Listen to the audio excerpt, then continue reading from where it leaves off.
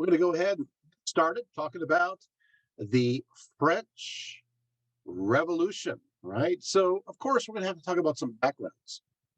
And we're going to kind of just jump into it. And that starts with Louis, Louis the 14th. Now, Louis the 14th, we're going to start kind of on the pedestal. We got to start when things are, things are, well, I'm not sure things are good. Depends on who we were talking about, right? But, Louis the 14th, he reigned from 1643 to 1715. He came to the throne at the ripe old age of, well, 5. So, and so who was in charge at that time? Well, it's Cardinal Mazarin was in charge. He was the chief minister throughout his childhood.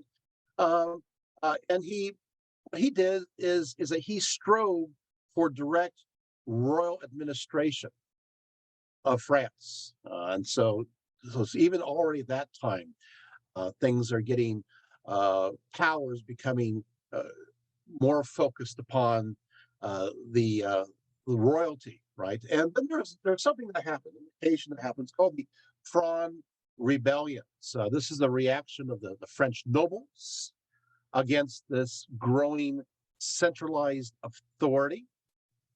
These occur between 1649 to 1652. By the way, a Fronde, this is named after a slingshot that was used by street boys.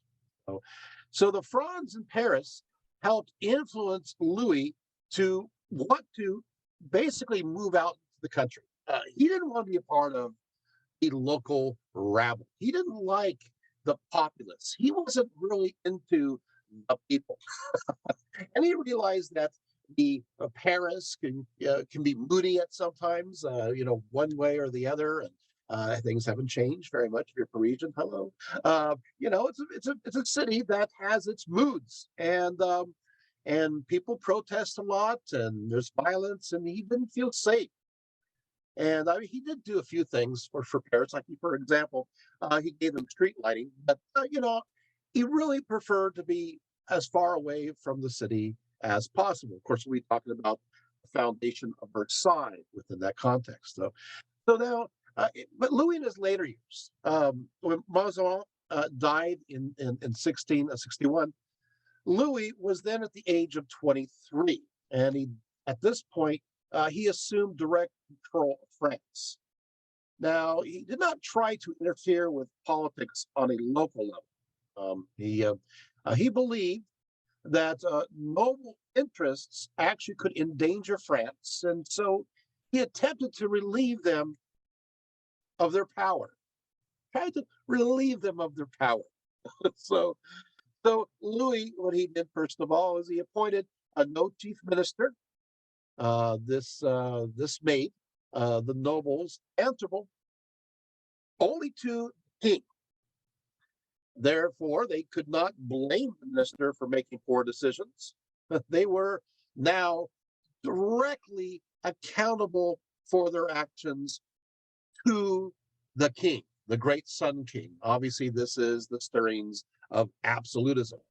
Louis created some strong councils that had a chief minister over each one, directly, of course, below him.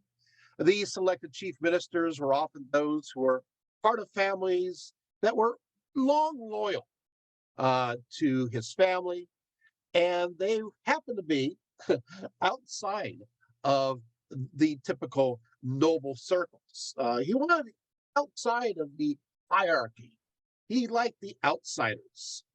Louis he did spend quite a few hours with these ministers, who, of course, they had no power base to run him at all, right? So they're completely uh, they're completely vulnerable to him, and he liked that.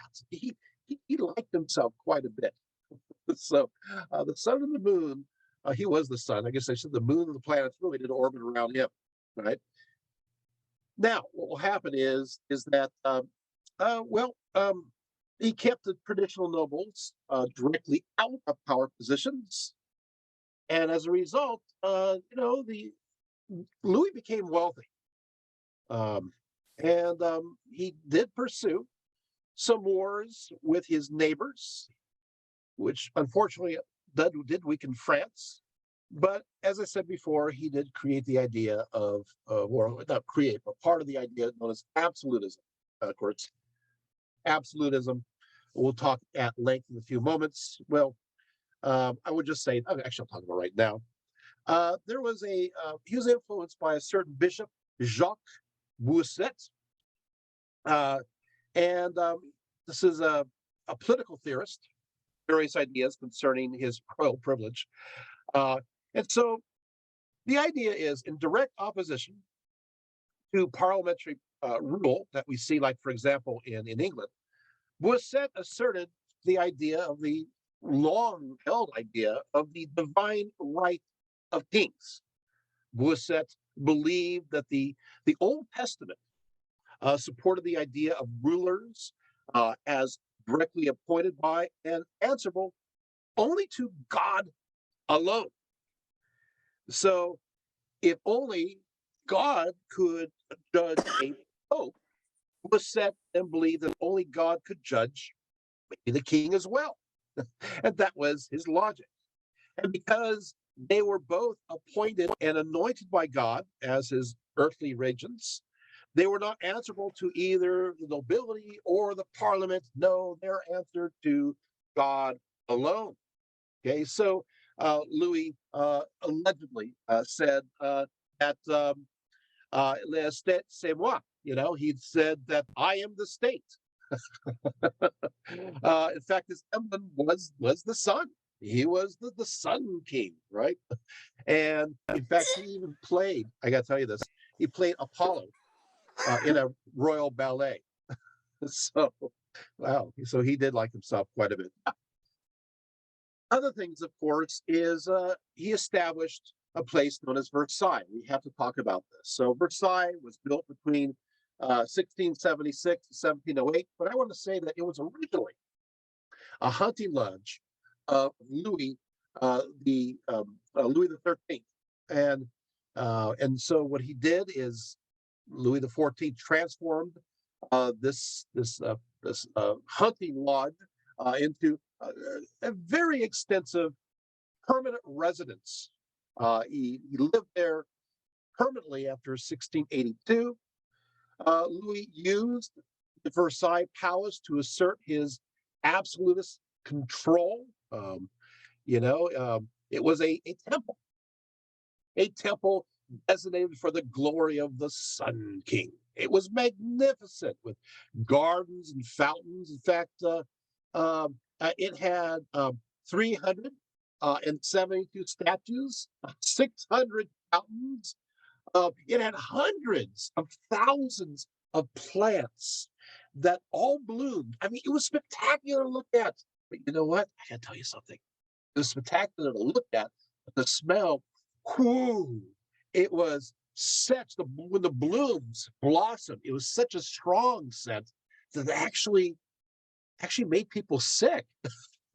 That's how much blooms. Like too many, way too many. These gardens were beautiful, but a little overwhelming.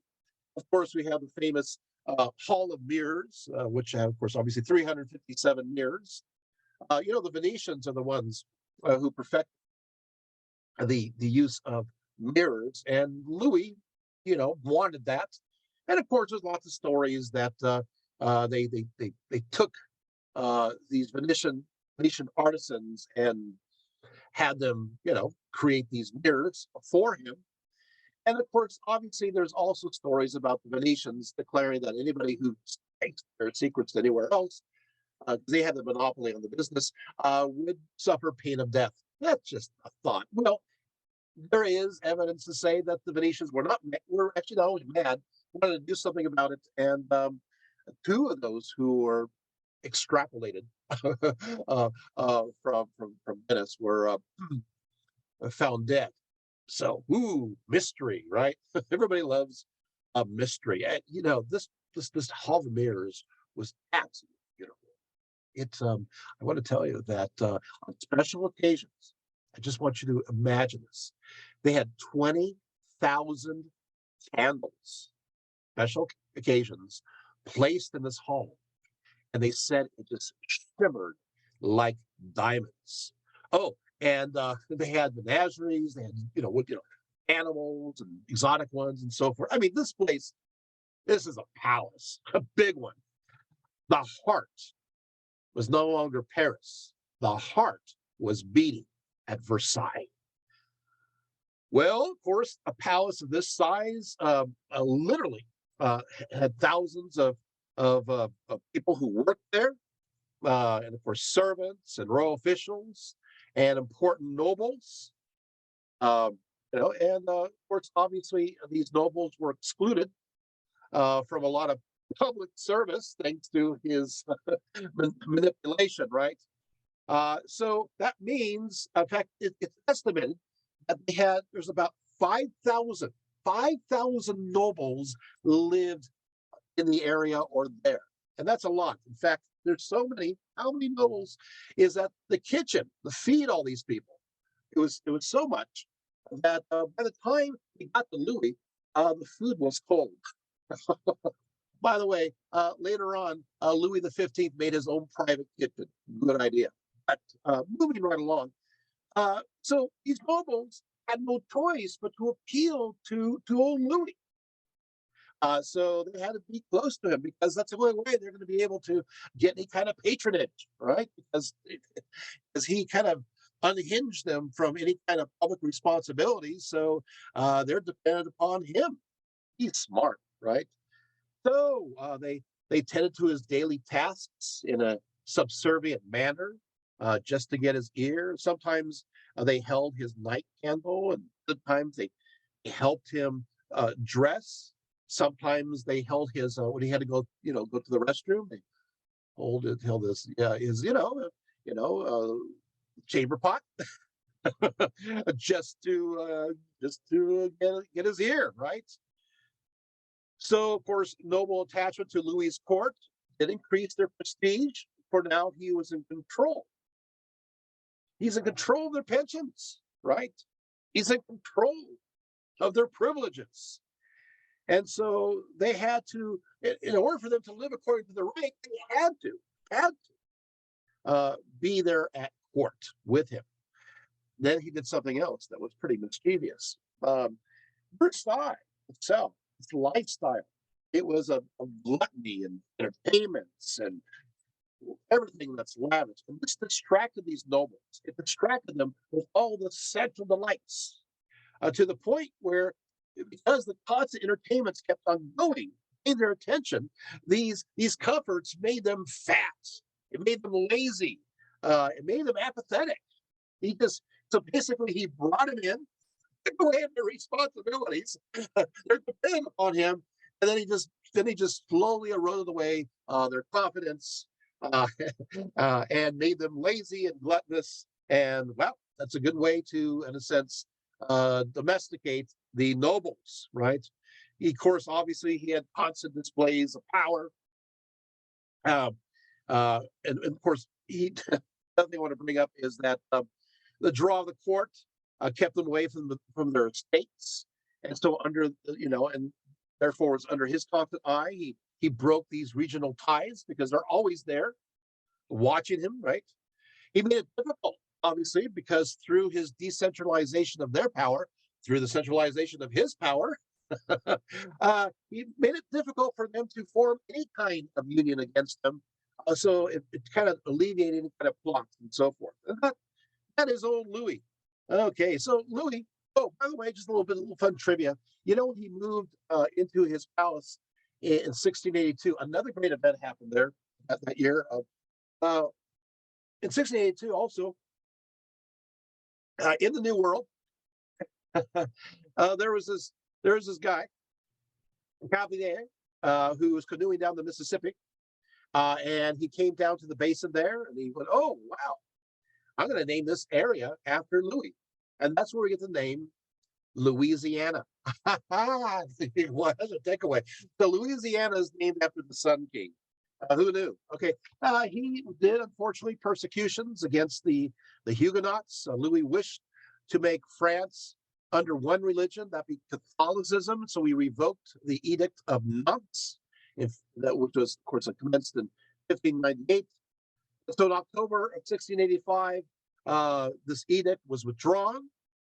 These Calvinistic Huguenots, the king ordered all Protestant churches and schools closed, all Protestant ministers exiled, while those who were laity that refused to convert, they became galley slaves. Wow.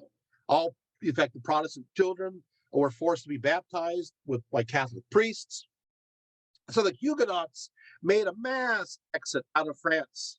More than 250,000 people, they fleeing to England, Holland, and yes, the New World. So many of you who have French background may trace it back to the Huguenots, who came specifically more often to the south, fleeing this.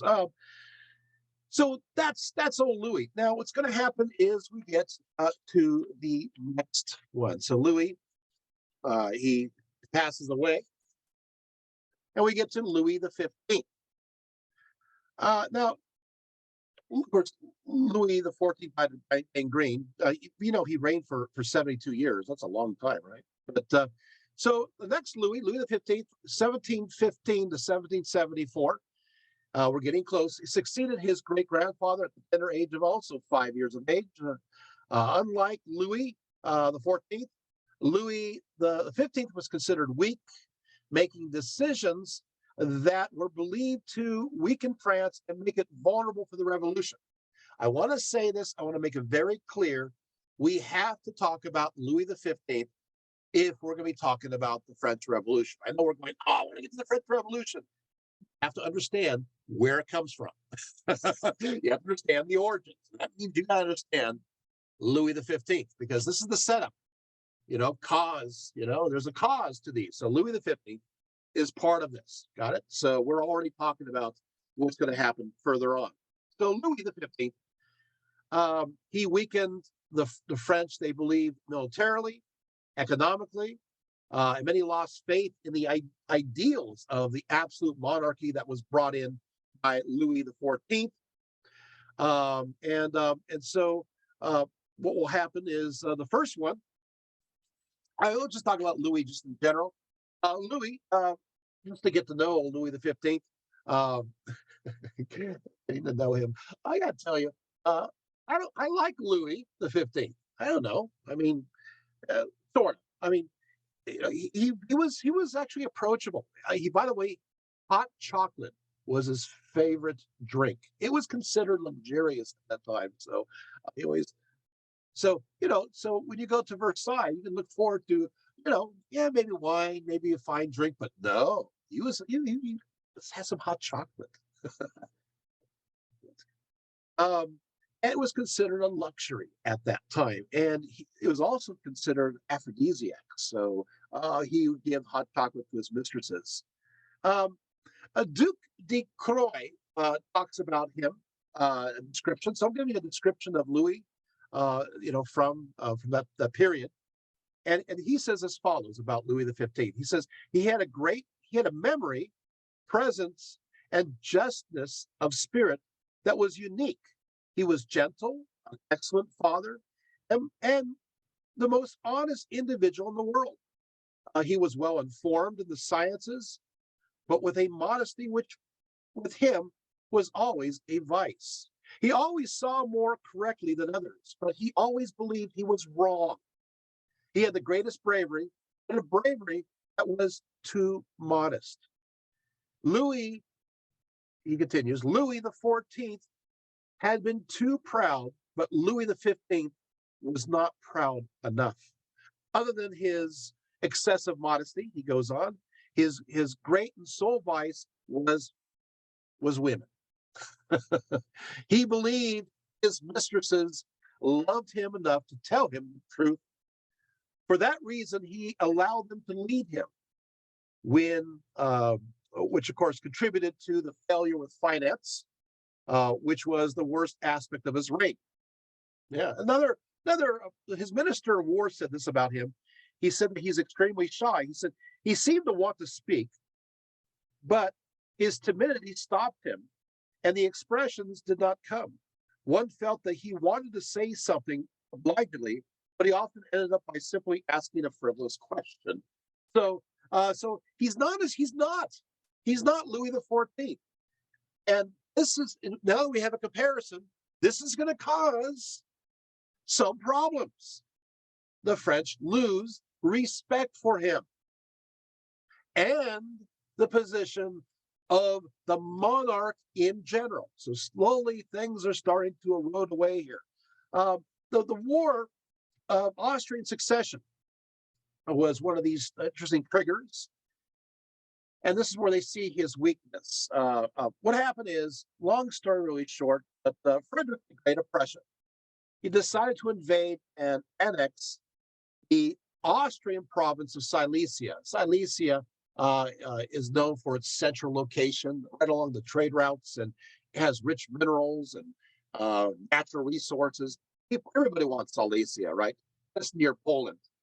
So Cardinal Fleury, who is also working obviously with Louis the 15th, was quite old at this time, and he really became ineffective.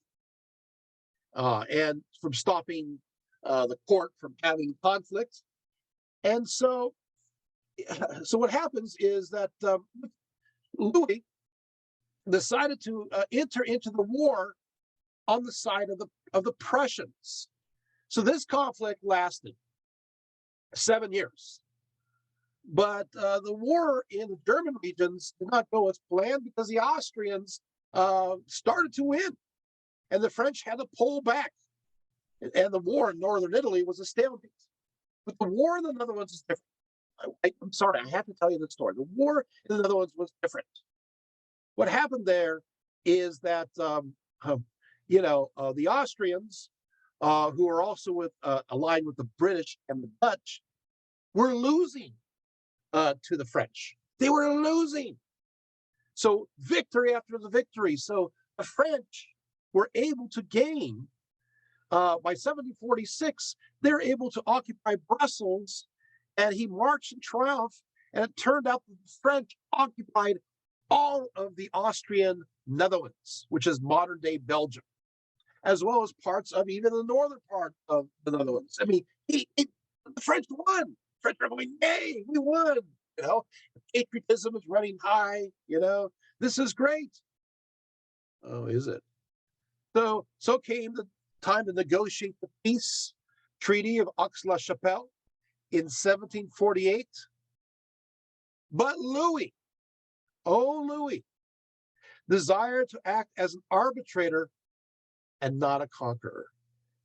He did something that upset the French and made his others very happy with him.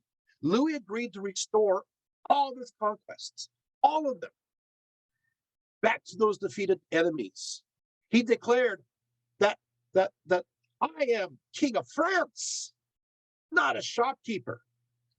And while this was viewed as chivalrous, this was, the French were like, what? Hey, what? It's victory. We should conquer the lands. But he didn't believe that. He believed that he wanted to restore order. That's why we were there.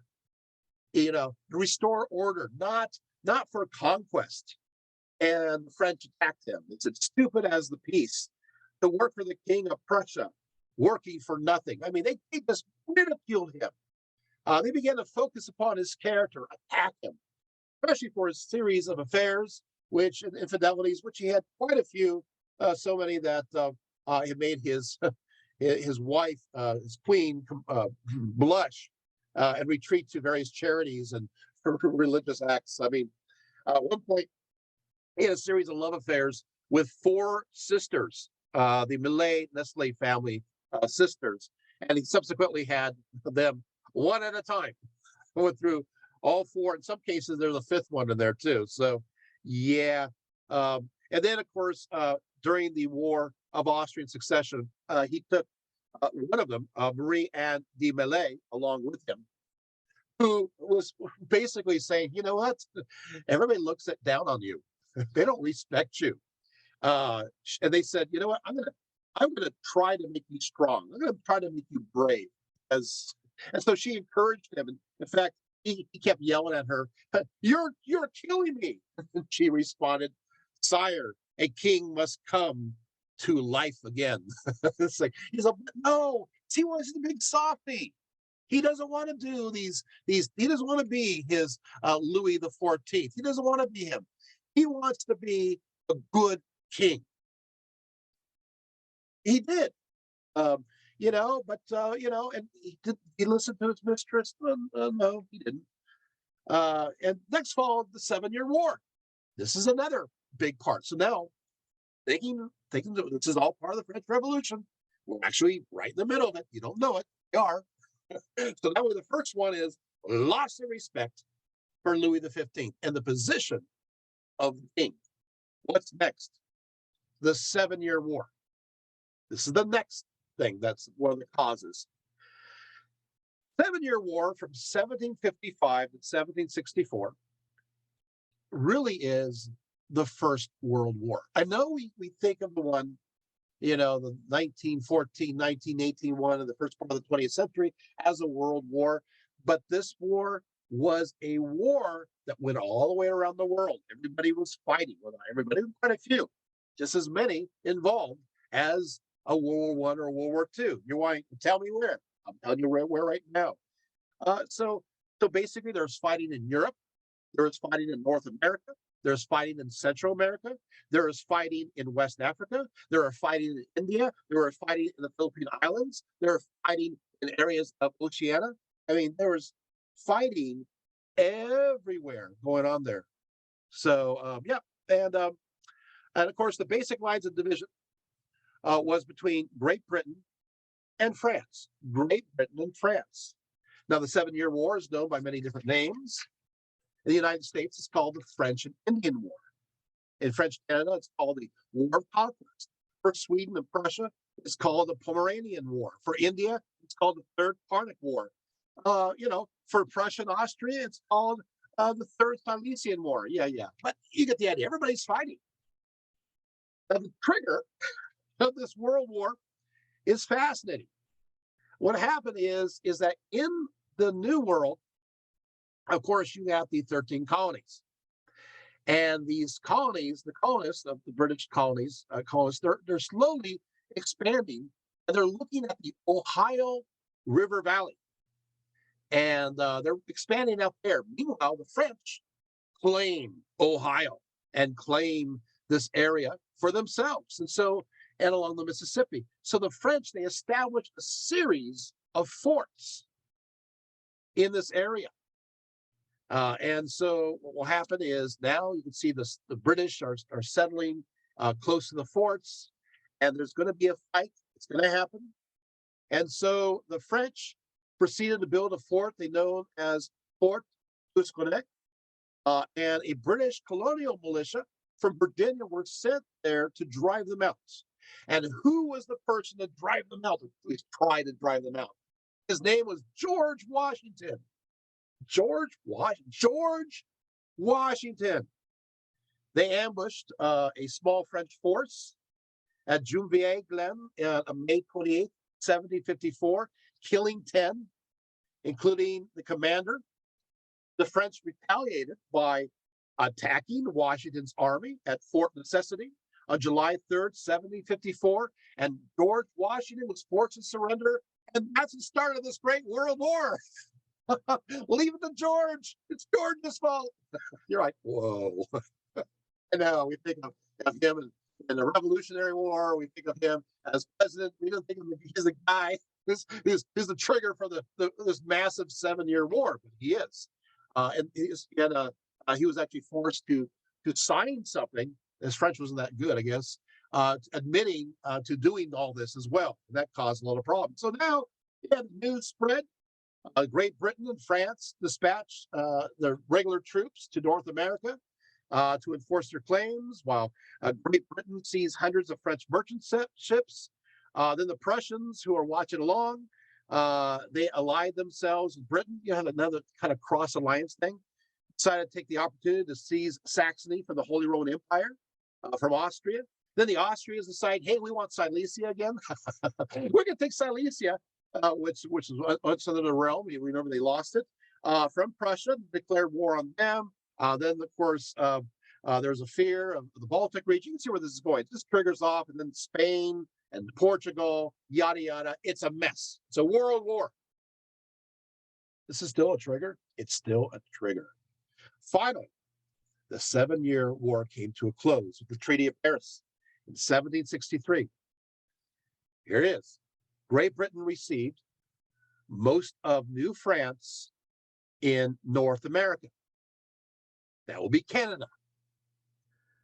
It will also, Great Britain will receive Florida from Spain, who was allied with France, but, along with some of the Caribbean islands in the West Indies and Senegal in the West African coast.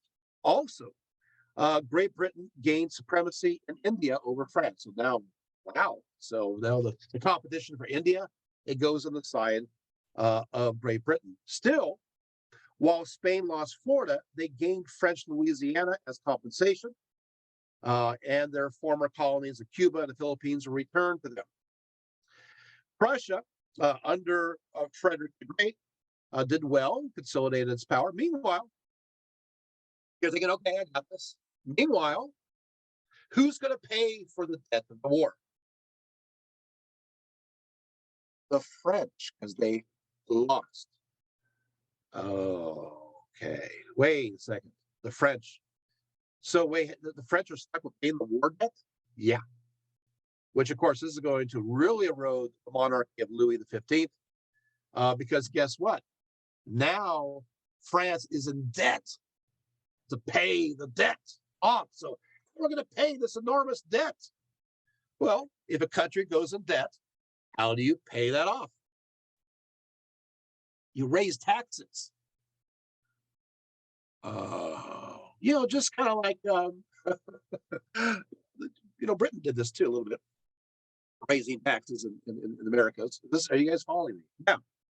So after the death, conveniently, Louis, he dies in 1774, and Louis the 16th takes over, and he becomes King of France. So he ruled directly after his grandfather, and he's now stuck with a mess, a big mess. Now there's all this debt that has to be paid off, and a lot of people who don't want to pay it. A lot of people don't want to pay it. Louis was very progressive. He encouraged ideas of the Enlightenment. In fact, he wanted to apply these ideas to his reign. He wished Catholics to become more tolerant of other people's beliefs. He believed that Louis XIV was wrong. In fact, he pushed through legislation to protect non-Catholics. Next, he did something that was pretty good that people don't recognize. And I don't know why he doesn't get this credit. Louis officially abolished serfdom. Did you know there were serfs all the way up as an institution, all the way up until his reign? He abolished it altogether. No longer were peasants tied to the land. I mean, this is a big deal. This is a good thing. He's doing something that is right. Then he abolished the taille, which was a tax imposed upon the peasants, which was determined upon the number of people in each household and how much land that they had. He got rid of that. But the French, so he's basically helping the people, the peasants, right? The poor, those who are underprivileged. He's doing this. Who is he going to make angry? He's going to make the nobles angry. The nobles are not going to like him. That's the reality. And so they resented his reforms. As advised by his minister Turgot, he deregulated the grain market, but this resulted in the rise of bread prices.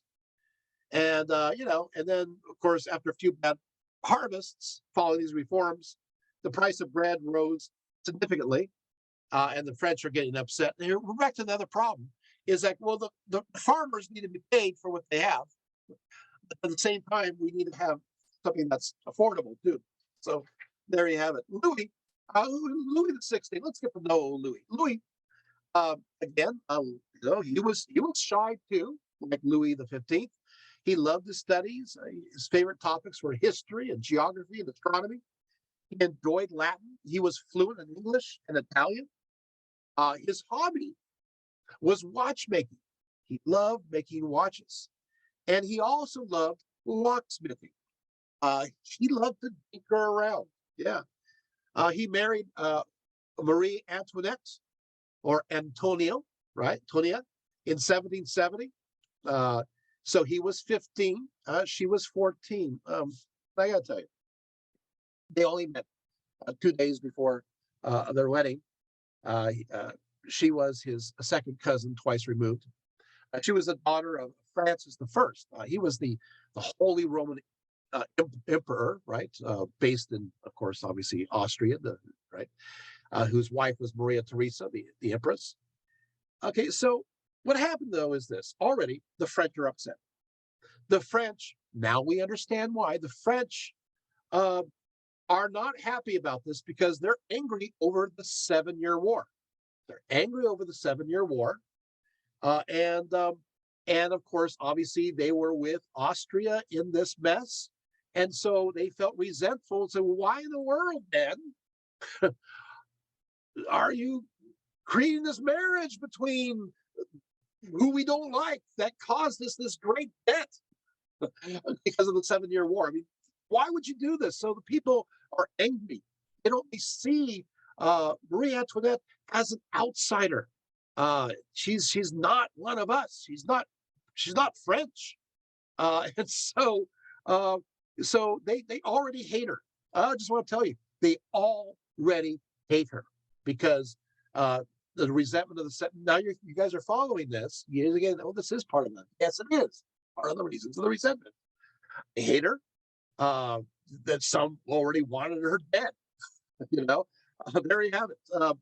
And so, well, things are not going well between old Louis and his new wife either. I'll be a little delicate about it. They failed to uh, consummate their union uh, in 1770 and in 1771 and in 1772 and in 1773. Although there's one claim that he did, but others say no. He didn't consummate in 1774 or 1775 or 1776. So you'd seen the problem here. Only it happened in 1777. So, the idea is, of course, you want to have offspring. This has not happened. And so a lot of people are thinking, there's some difficulties going on here, right? So what happened is there's lots of theories, there's websites, everything's devoted to what's really going on with Louis. Uh, you know, um, uh, Many people say, well, Louis was just really clumsy in bed, and Maria was just uninterested. And there's truth to that. There really is.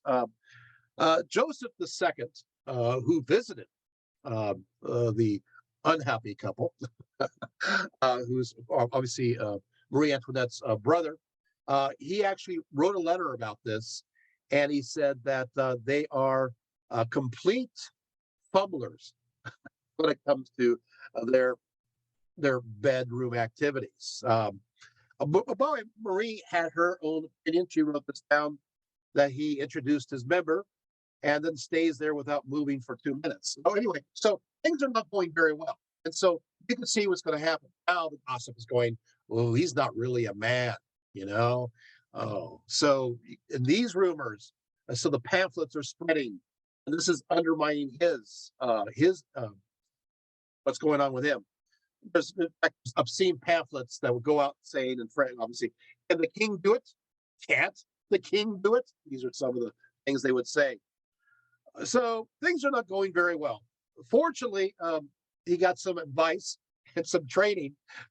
So in the arts of love, and finally she became pregnant with child in 1778, and they had 4 children after that, and they also adopted 6 children. Now there's lots of claims that maybe circumcision, he was circumcised, or after or whatever. So there's lots of things where it had some kind of situation, intimacy, but whatever. But we got it. Anyway, so There we go. But that was still hurtful to his reign. He was very intelligent, but he relied too much on his advisors. He liked his leisure time quite a bit, and he indulged too much. He didn't know how to say no to anybody. Meanwhile, Marie Antoinette, oh boy, Marie Antoinette, she's known for her poofs. She had, her hairdos were like 3 feet high. I'm serious. I'm not joking, 3 feet high. That's really teased up there. Panache, she had like these plumes of flowers, right? She did something that kind of irritated the French. She wore English dresses made out of ondain. This is basically this is a fabric that's printed or painted on, using like metallic salts to fix the dye. And what happened? Did you guys know that this particular ondain, excuse me, was illegal in France? It was banned from 1689 to 1759 because it threatened the French textile industry because they weren't able to do this. They didn't produce this. And so what happened is that there's this conflict. Even though it was now legal, the fact that she is wearing this English clothes using these fabrics was looked at, down upon as an insult to the French. And so, she really is not one of us. Then she did something else. She abandoned heavy makeup. You just don't do this. She wanted to go for the simple feminine look. And she wore gowns with a cutaway, draped and swaggered overskirt. And, but she still led people in fashion. She also enjoyed starring in various amateur plays and musicals. And once again, a lot of people just did not like her. Marie Antoinette, she had her own separate estate on the property, had its own theater, its own farm area, a temple of love with a statue of Cupid, a private grotto that was cave-like, a library of 5,000 books. Many claimed during the 1780s that she had some rendezvous here. Others claim that she was connected to what's called the German vice, that she was a lesbian. And so that was one of the claims that was going around. And that claim is still being popularized today in many kinds of films. So that's a little bit about what we. So you can see already things are stacked high, a little too high already for this unfortunate couple. I mean, I feel like we're already ready. We're getting ready for this. So next, we had this debt, right? The French debt. It gets worse. Next, under Louis, the French supported the American Revolution, which exasperated further the French financial difficulties. Given what happened now is, well, now the government was unable to collect sufficient taxes to service and repay the debt. They're still trying to get over the 7-year war, and then all of a sudden, what? They support the Americans and this freedom idea? Come on, Louis the 16th. I like him. I'm sorry. He's trying. He's trying to be good. He wants us, the United States to be about, right? So, but what happened is that now France is going further in debt. People are more resentful because you don't want to pay the taxes. So Louis the 16th appointed several different ministers to deal with the financial crisis. All failed to persuade the aristocracy and the church to pay more taxes. We're not going to do it. No, we're not going to pay more taxes. No, oh no. Well, we got it. So Louis said, you got to pay more taxes. We're in trouble. We're going into debt. We owe so much, and then plus all these other things are going on. The farms. We have there's situations going on with farms and the blight and so forth, and so they say the nobles of the church say, you know what? Only the Estates General can institute new taxes. That's it. Only the Estates General. And he's like, the Estates General? They haven't met since 1614. This is 1788. So you want me to resurrect this defunct institution that hasn't met 1614 just for us to agree to raise taxes? Uh-huh. So Louis gave in to convene the Estates General the next year, which is now 1789. Now, the Estates General had three divisions. You had first the first estate, which is for the clergy. The second estate, that's the nobility. The nobility. The third estate represents everyone else in the kingdom. So you have three estates. Got it? Clergy, nobility, and everybody else. Now, before the Estates General met in Versailles in May of 1789, there had been much debate over how to organize this. The monarchy had agreed that the third estate, with everybody else, could have twice as many members as either the nobility or the clergy. But then there arose a debate over how voting would be organized. The nobility, of course, wanted all votes to be taken by estates. That means everybody gets one vote. See a problem here? Let's see, one vote. Well, let's see, nobles get one vote, the church gets one vote, and the third estate gets one vote. So therefore, we pay the taxes, right? Well, the church is going to say, well, we're not paying for it. The nobles are, we're not paying for it. But guess what? Of course, the third estate, who's the people, they go unanimous, right? But so you can see what's happening. It's not fair, right? So what happens is the third estate wanted each member to vote individually so that with its large membership, it would dominate, which makes sense. The people would be in charge. But and so this third estate composed mostly of largely of officials, local officials, professional men, like lawyers, and for several weeks, there's a standoff. Then on June 1st, the third estate invited the clergy and the nobles to join it in forming another legislative body. Let's not stay with this Estates General. Let's form another one. Okay, and we'll call it the National Assembly. So the third estate, they show up as the National Assembly, and they go to their usual meeting place, and they find themselves, locked out.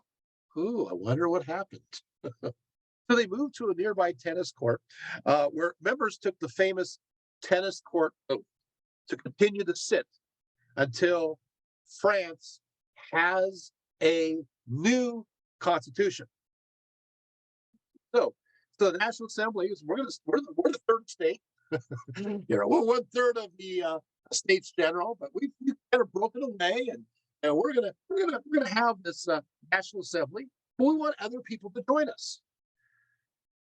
Louis, of course, orders the National Assembly to stop, desist, but shortly afterwards, some of the clergy go, okay, maybe we'll join this whole assembly. And some of the nobles say, well, we'll join this National Assembly too. Some of them, just some. And then on June 27th, Louis says, okay, that's official. All of the first estate and the second estate have to join the National Assembly, for a constitution. That's not a bad thing. And voting will occur by individual, by head, rather than order. That's fair. Louis, you're fair. Hi, you're fair. Although he's going under trepidation. He's not really wanting to do this. He's reluctant. These are new ideas. So he's if he didn't have the pressure, he probably wouldn't do it. But he's doing it. So the government, by the privilege orders, thus ended. So the Estates General is gone, and the National Assembly became existent. Well, now, of course, because it's France. If you're French, you'll like this. Because it's France, it's time. It's a National Assembly, but we got to change our name because now we have everybody there. So we're going to be putting together a constitution. So we're going to change our name from the National Assembly to the National Constituent Assembly. The National Constituent. So National Assembly, the National Constituent, because he had changed the name. So there's two situations that happen. First, Louis the 16th attempted to regain the initiative by bringing troops near Versailles and Paris. He's a little bit worried about what's going to happen. And this was poorly organized, right? He's afraid that there could be a revolution that could happen. Most of the National Constituent Assembly wished to create some form of constitutional monarchy, which would include Louis. But Louis's refusal at first kind of stopped that effect. And so they were not sure if they wanted to reward him or not for becoming a constitutional monarch. The second situation, of course, is the populace of Paris. And so there is a mustering of troops that start to go about the city because there's bread riots that are happening. And once again, he's nervous. That's going to be a bad situation. By June, the Parisians were already organizing a citizen militia and collecting arms. So should Louis be afraid? Yes, he should be, because Paris is trying to arm itself and organize itself. And the Bastille. The Bastille was this great fortress, amazing looking, built between 1370s and 1380s. It guarded the eastern approach to Paris, very useful during the 100-Year War. Louis XIV found it useful to throw his enemies, especially his noble enemies, in there if they weren't liking him enough. And so a lot of people saw this. This is a symbol of oppression. On July 14th, around 800 people, most of them artisans and involved in trades and shopkeepers, marched to the Bastille, to this fortress, in search of weapons for this militia that they just created. Of course, this fortress once had some pretty famous political prisoners. But I got to tell you, at this point, the Bastille, it's huge. It's an enormous castle, enormous fortress, was pretty much empty. So it was how empty? Well, it held, at this time when they stormed the Bastille, it held only 7 inmates. There's only 7 in that giant prison. There were 2 forgers, 2 lunatics, one defined as a deviant, a aristocrat, right? And the Marquis de Sade, who was going to be released pretty soon. Now, what happened is this: they're thinking about closing this place down. It's already on its way out. It was expensive to maintain this medieval fortress, and even the garrison that went along with it. And so the decision was made that we're going to go ahead, decommission this, and end this as a fortress. But what happened, though, is that the people are rushing upon the Bastille, and the governor of the fortress. What happened is that, he was not very good. I'll just say that. And what happens is the troops of the Bastille basically fired into the crowd, killing 98 people and wounding many others. Well, the crowd obviously stormed the Bastille. They released the 7 prisoners, and then killed several soldiers, as well as the inept governor. And they didn't find any weapons. After all that, they didn't find any weapons. But this is Bastille Day. This is July 14th. You guys heard of this? Is the big day. So this is one of those pivotal moments, right? Now, it really shocked people. Edmund Burke, at the storming of the Bastille, Edmund Burke, he's British, he's watching this. He already realizes there's a problem. The rabble of the populace this is going to continue. The mob is going to grow. He says, as to us here, being in England, he's watching this unfold, this revolution unfold in France. He says, as to us here, Our thoughts to everyone at home are suspended by our astonishment of the wonderful spectacle which is exhibited in a neighboring and rival country. What spectators and what actors! England gazing with astonishment at the French struggle for liberty and not knowing whether to blame or to applaud. The thing indeed, though, I thought I saw something like it in progress for several years, as something of the paradoxical and mysterious. The spirit it is impossible not to admire, but the old Parisian ferocity has broken out in a shocking manner. It is true that they may be no more than a sudden explosion, but if it should be character rather than accident, then that people are not fit for liberty and must have a strong hand like that of their former masters to coerce them. Men must have a certain fund of moderation, a certain fund of moderation to qualify them for freedom. Say it again, a certain fund for moderation to qualify them for freedom, else it becomes noxious to themselves and a perfect nuisance to everyone else. So the idea is, are they fit for this position? Are they, the mob is getting a mind of its own. The fall of the Bastille signaled that that the National Constituent Assembly would not decide the political future of the nation. That there's got to be more that's involved, right? So news spread. Obviously, a few days later, old Louis, again bowing to events, he arrived at Paris, and then you know what he did?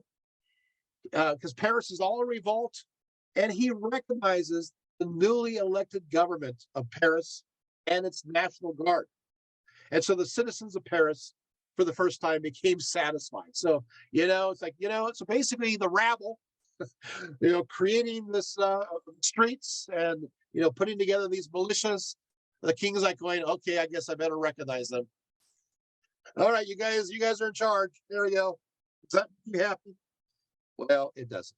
At first it does, but then there's a sudden fear. It's called the Great Fear that spreads across the French countryside.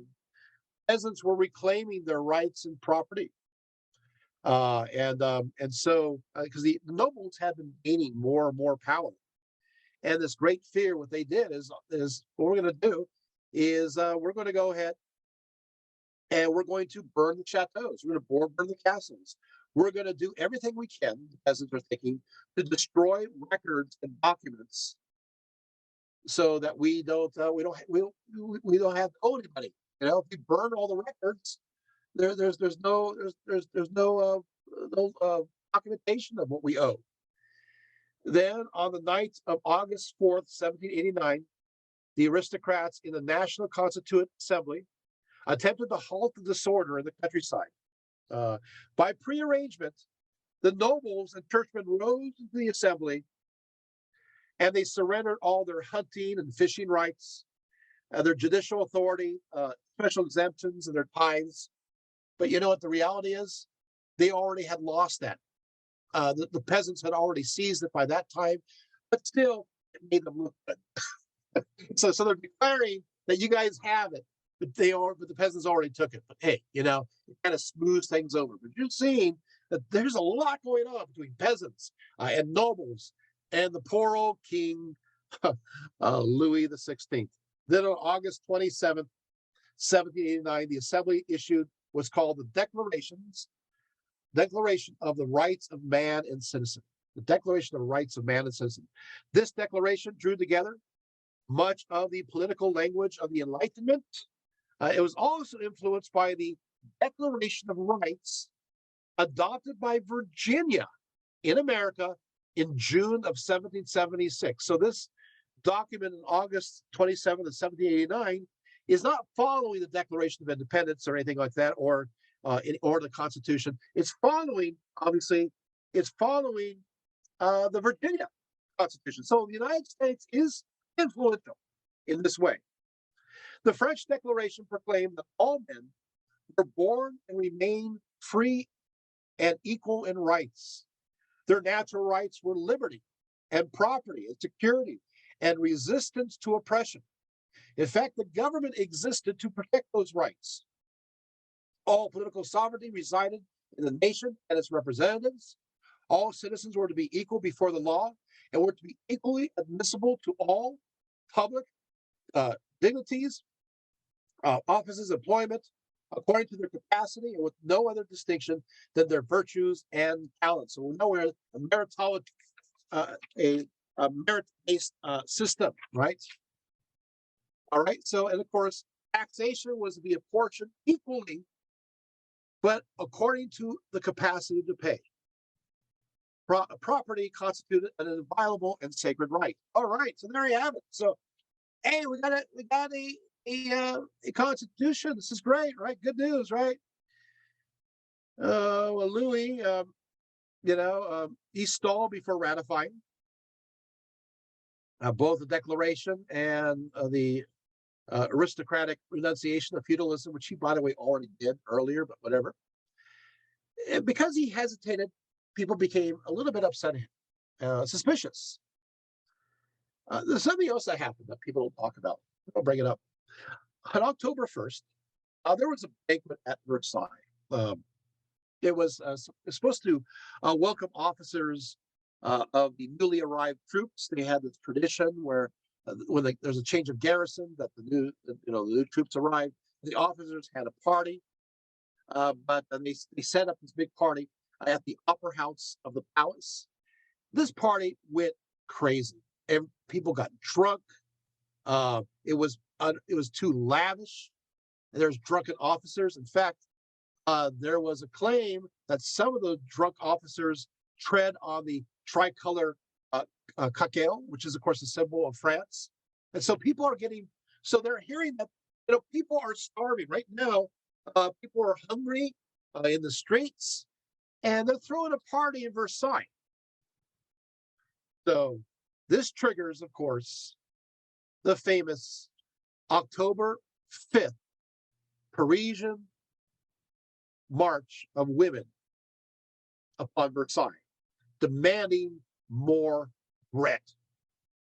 So how did this occur? Okay, so basically, this women's march to Versailles, there happened to be, I'll tell you exactly how it started. There's a young woman that was beating the marching drum next to a group of women who are complaining in the marketplace about the price of bread. And so what happens is that the anger starts to grow with the beating of the drum. This conversation started to spread to the other markets on the east side of Paris, and eventually it starts to grow. There's a church in that region, and they make the church toll their bells, and then so now all of a sudden the women are upset. We need to do something. We need to feed our families. We need bread. And they emerge not only from the marketplaces, but they emerge from their homes, holding kitchen blades and whatever weapons they can find. They're angry. They go to the city hall.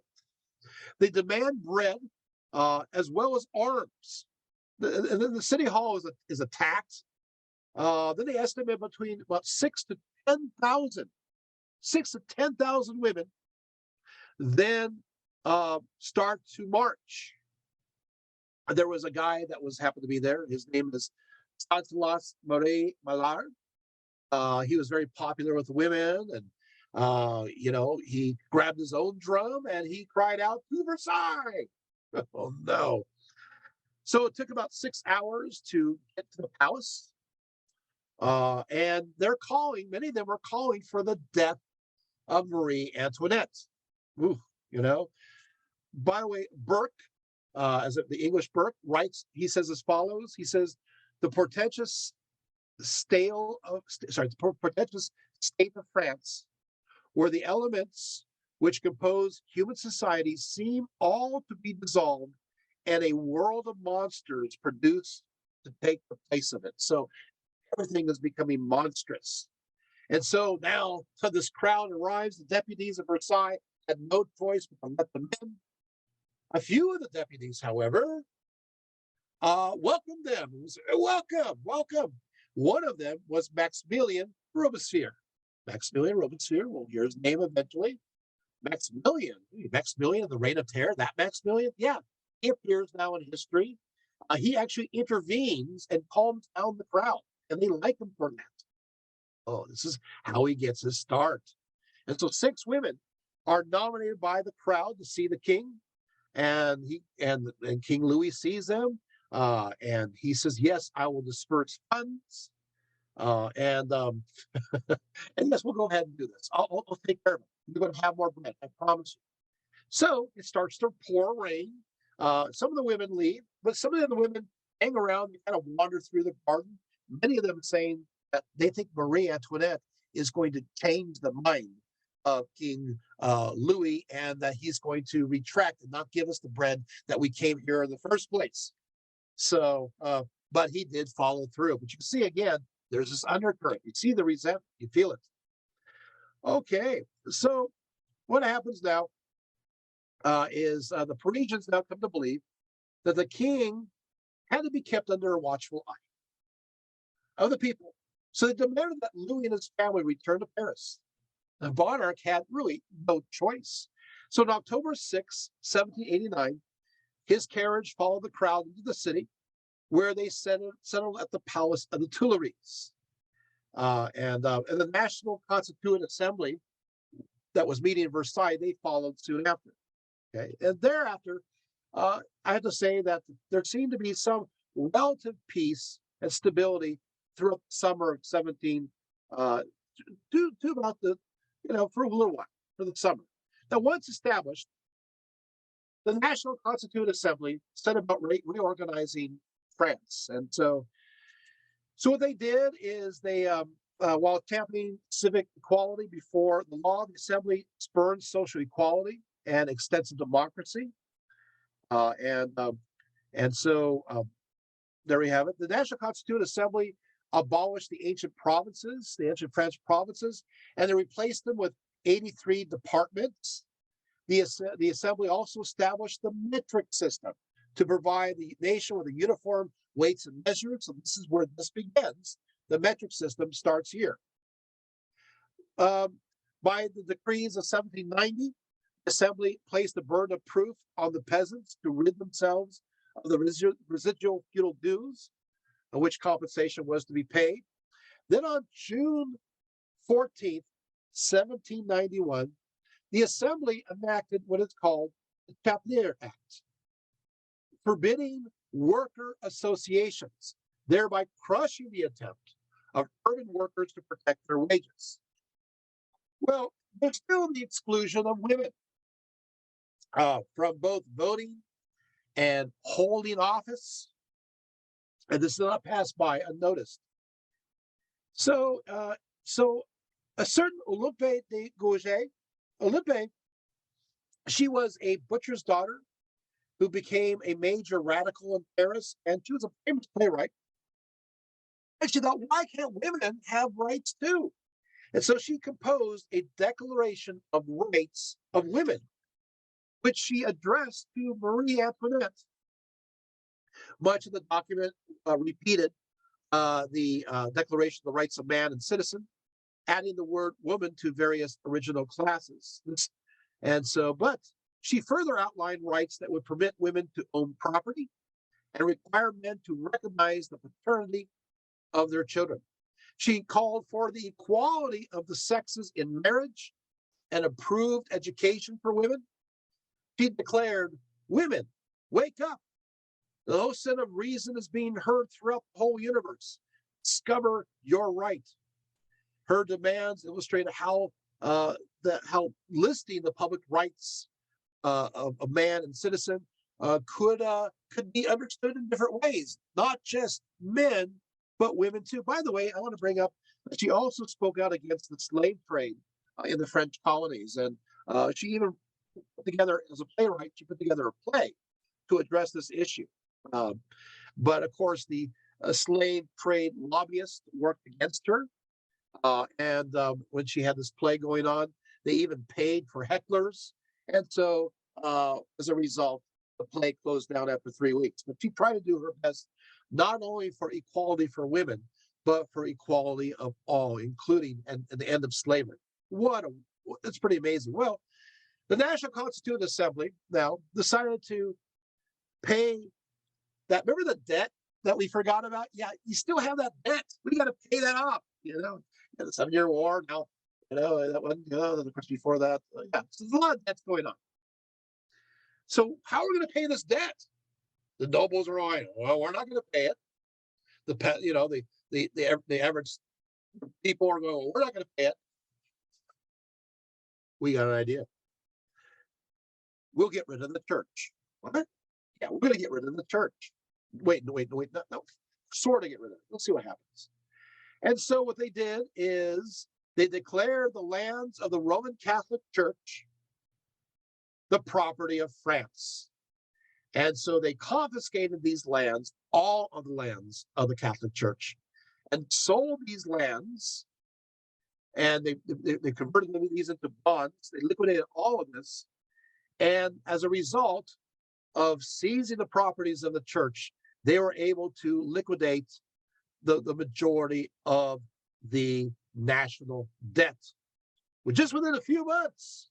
But although at a certain point, inflation started to increase and putting more stress on the urban poor. But yeah, so the answer to the question is, we'll just get rid of the church properties. Well, what are you going to do now with the church? I mean, they lost their property. So in July of 1790, the National Constituent Assembly issued the Civil Constitution of the Clergy, which transformed the Roman Catholic Church in France into a branch of the secular state. What? So it reduced the number of bishoprics and it made it conform to the new departments. It provided for the election of priests and bishops, who henceforth became salaried employees of the state.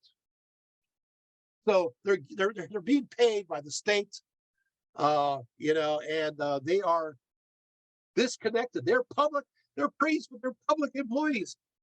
So, well, obviously, this is going to cause a problem, right?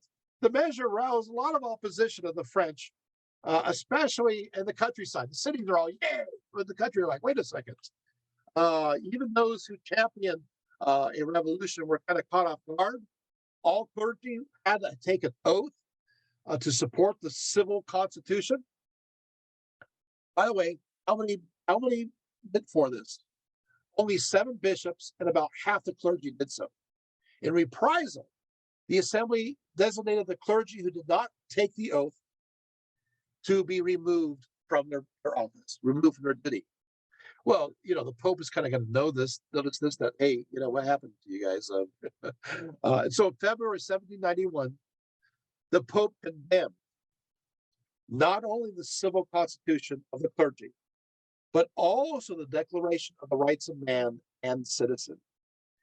That condemnation was a big moment because it marked the beginning of the Catholic Church against anything that seemed to be liberalism or democratic. And so it took the side of, we're against revolutions, we're against democracy. You can see where, and this will happen, this will continue to happen, and be the stance of the church, even all the way up to World War I. Yeah, this is the beginning right there. French citizens, weren't sure what to do. And so meanwhile, in the summer of 1791, the Queen and some nobles who had already left the country persuaded Louis, it's time for you to run away. We got to get away. We got to get out of here. So Louis tries to run away with his family, and they're stopped at Valognes and June 24th, and the soldiers then escort Louis back to Paris. Therefore, the National Constituent Assembly knew that the king was not supportive of them. 2 months later, in August 27, 1791, King Leopold of Austria, who was the brother of Marie Antoinette, and Frederick William II, the King of Prussia, issued the Declaration of Pillnitz, and they promised to intervene in France to protect the royal family and preserve the monarchy of the other European powers. But unfortunately, Great Britain didn't join in this. But hey, here we go. Well, we're thinking, okay. Now in France, however, uh, uh, they're thinking, you know what? We need, why not? We need another assembly. We do? Yeah. This assembly, it made the Constitution. Okay. But now we got to have another assembly, another assembly to confront the more immense problems that of after this Constitution. It's like, that's really complicated. I know. So they call themselves the Legislative Assembly. I told you it's like a nightmare of bureaucracy. And this new body met on October 1st. So here we have it. So now this Legislative Assembly is basically, if you were part of the National Constituent Assembly, you could not be elected into this assembly. It's all new. And it was, of course, organized. Those who organized it were known as the Jacobins. The name is derived from a group who met in a former Dominican or Jacobin monastery, the Rue Saint-Jacques. This Paris club was linked to other clubs and so forth. And the Jacobins in the Legislative Assembly, there are basically split into three different factions. And you've got to know these factions. You've got to know this. I'm sorry. So these are the factions. You have the Girondists, you have the Sans-Culottes, and you have the Mountain. I'll say it again. You have the Girondists, Sans-Culottes, and the Mountain. And what will happen is the first part of the French Revolution, the Girondists will be in charge. The second will be the Sans-Culottes, and the third, the Mountain. Got it? So that's how it works. That's the three sections of this revolution, starting right here. And it's all in this Legislative Assembly. So what do they do? What is the first thing they do? This is crazy. This is really crazy. So the Girondists, the Girondists, right, from the Department of Gironde, they assume the leadership in the beginning. So they're the first leaders of this Legislative Assembly. And what do they do? Well, on April 20th, 1792, they declare war on Austria because, they had this little agreement that we talked about. Remember the Declaration of Pillnitz? Well, who's involved in that? Well, Leopold of Austria. So they're against us, so we're against them. So we're going to declare war on Austria. Kind of preemptive. By, of course, this time governed by Francis II, who, of course, is allied with Prussia.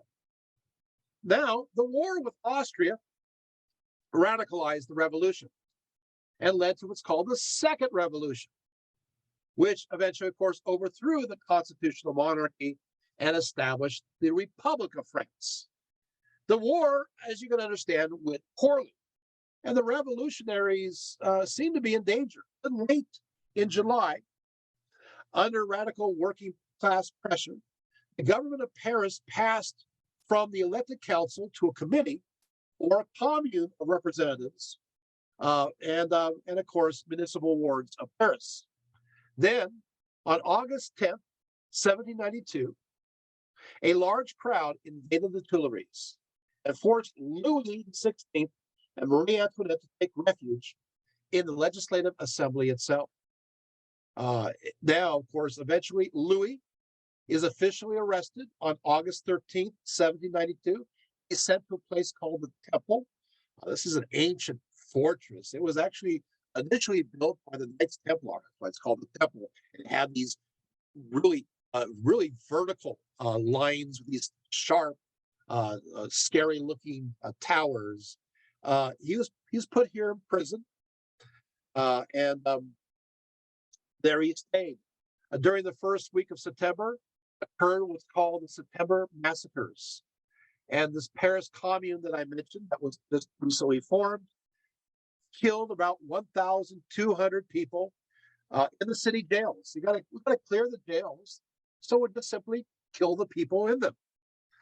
Many were aristocrats or priests, sure, but a lot of them were also common criminals. The Paris Commune then compelled the Legislative Assembly to call for the election by universal manhood suffrage of a new assembly to write a democratic constitution. Oh, great. So now we're going to have, no, stop, Dr. Riefeld, no, another assembly? Yeah, it's called the convention, which is named after the American counterpart in 1787. This was, of course, met September 21st, 1792. And the first act, of course, declared France as a republic and that it is a nation governed by an elected assembly without a king. Now, at this point, the revolution becomes more radical. It's going to get worse. It's building up. So the Girondists were, of course, part of the first, but now the people known as the Sans-Culottes. This next faction takes over. What is this? What does that mean? It means without breeches. It was derived from the long trousers that, as working people, they wore instead of the aristocratic knee breeches, right? The Sans-Culottes were shopkeepers, they're artisans, the wage earners, factory workers, right? So now we're moving from Girondists, which are more of the nobles. Now it's moving more to the middle class, lower middle class. They're kind of taking over. And they're upset because they feel like they're victims of the unregulated economic markets. The Sans-Culottes, they were the laborers. They were those who are fighting the war. They're the soldiers. And they knew what they wanted. They sought immediate price controls for relief from food shortages and rising prices. And they felt, of course, a really a strong hatred for aristocracy. Well, now, meanwhile, poor Louis, what happens is he's trying to cooperate with these individuals, but what will happen is that as the Sans-Culottes gain more power, there's a third power that starts to move. It's called the Mountain. Now, the Mountain, they're named that because they had the assembly, they sat on the highest level of the seats. Those are the ones to watch out. So they're watching the Girondists, they're watching the Sans-Culottes, they're watching them fight back and forth for power, and the Girondists are losing power. Sans-Culottes rising up, and the Mountain is watching to see which side they're going to ally themselves with. They're the ones, they're the quiet. We got to watch out for the quiet ones. They're the ones who have, and they're waiting, they're watching, right? So what happens is on December in 1792, Louis was put on trial as the citizen captain, or capet, I should say, right? Girondists, who were noble in background, they sought to spare his life. The Sans-Culottes are not sure what to do. Now the Mountain rises, and the Mountain rises to defeat the effort. By a narrow majority, Louis was convicted of conspiring against the liberty of the people and the security of the state. He was condemned to death, and he was to be beheaded on January 21st, 1793. He was 38 years old. When just before they cut off his head, he basically he pardoned those who were the cause of his death. That's actually a quote. He declared himself innocent, but they cut his head off. His body was thrown into a mass grave at the Madeleine Cemetery. Some of the onlookers took handkerchiefs and they dipped their handkerchiefs in the blood that dripped from his severed head. And one of these has been found. And in 2012, they did a DNA test on it, and it really was Louis's blood. Yeah. So there you go. So now they killed their king. Well, after executing the king, the convention now declared war on Great Britain, but they're already at war with Austria, and they're already at war with Prussia. I know. They're declaring war against Great Britain. Yeah. They also declare war against Holland, and they declare war against Spain. Now, why would you do that? That's crazy. Wait, they're fighting Spain in the south. Wait, follow this.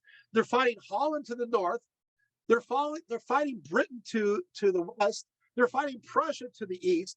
They're fighting Austria, from the southeast. What's going on? You guys are crazy. Why would you declare war on everybody? This is called radicalization. This is called not clear thinking. They didn't have to do this, but they did. And of course, meanwhile, you're going to have the Girondists were proved to be incapable of leading the country. The mountain stood ready for the task. And so now the mountain moved, as far as the mountain moved, and so begins the reign of terror. This, of course, stretches from the autumn of 1793 to the midsummer of 1794. During this period of time, the Girondists are crushed. The Sans-Culottes gain more power as supported by the mountain. So what will happen is during this period, there will be 300,000 arrests, 17,000 executions, and 10,000 either died in prison or something happened to them. This is anarchy. And who is orchestrating this? The convention established what's called Committee of Public Safety. What an interesting name. A Committee of Public Safety? Yeah. They're the ones doing this? Yeah. So the committee conceived of their task as saving the revolution from mortal enemies at home and abroad. And so, meanwhile, in 1793, June, I should say, the Parisian Sans-Culottes invaded the convention and secured the expulsion of the Girondist members. And that gave the mountain complete control. Right. Then, on June 22nd, the convention approved a fully democratic constitution. Oh, that's good. Hey, there we go. We finally got a fully democratic constitution. But it's suspended. Why is it suspended? Because they're at war. Oh, yeah, war with who? Again? Austria, Prussia, Holland, England, Spain. Oh, this is insane for world history. Seriously, this is nuts. It's crazy, right? All right, so we can't, and we have a constitution, but we can't because it's a war, right? Good excuse. And so, meanwhile, they start to levy general military requisition of the populace because taking all these men for the army. And so then they do establish a maximum for prices as well. Meanwhile, revolutionary women, they established their own distinct institutions to fight the internal enemies of the revolution. Women want to be involved in this. On May of 1793, Pauline Léon and Claire Lemay founded the Society of Revolutionary Republican Women. And so they filled the upper galleries of the convention, and these members sought stricter controls on the price of food and other commodities. And how do they do this? Well, they're up in the upper areas and balcony areas. They're shouting down what they want, and they do change some policy, but indirectly.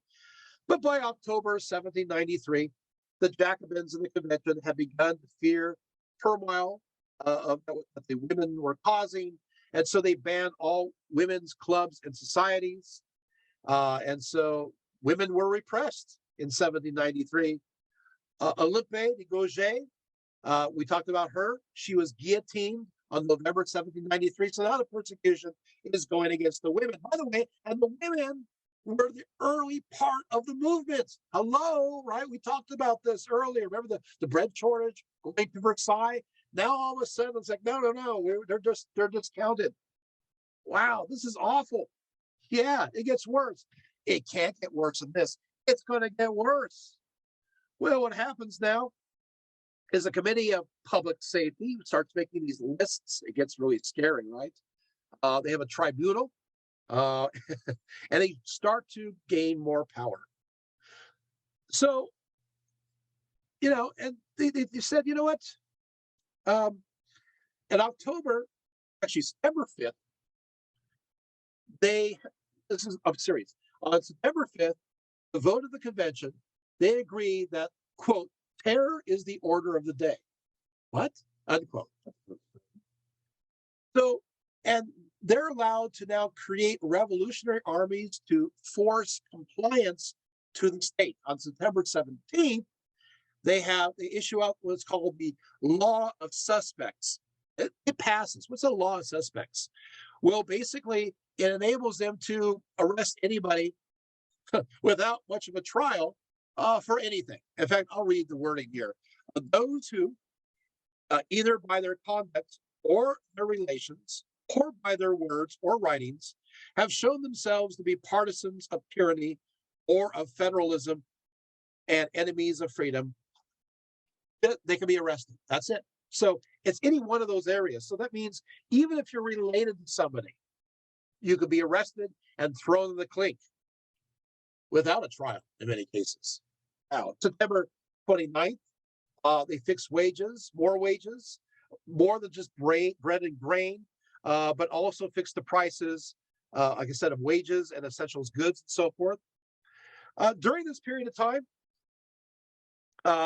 they decided, I think Christianity should end.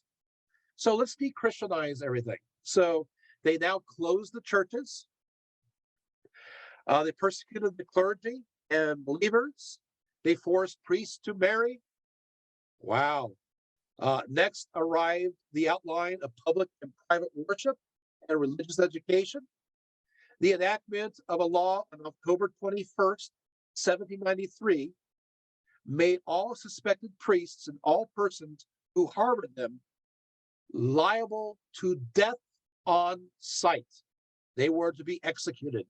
And meanwhile, a person rises from the mountain in the midst of all this from the Committee of Public Safety, and his name is Maximilian Robespierre. Yes, there it is. Yes, and so he is a shrewd politician. And of course, he got the support of the sans-culottes, right? He continued to dress just like everybody else. Meanwhile, during this time, they declared what is called the cult of reason. What's the cult of reason? Yes. So what happens is this, in November 1793, the convention decreed the Theater of Notre Dame to be the Temple of Reason. Celebration of the goddess Reason now became institutionalized. The cult of reason was celebrated in a carnival-like atmosphere to replace that of Christianity. Meanwhile, there's a ransacking of churches and iconoclasm and everything else. Oh, the great monastery of Cluny, I want to mention. Cluny was a famous monastery.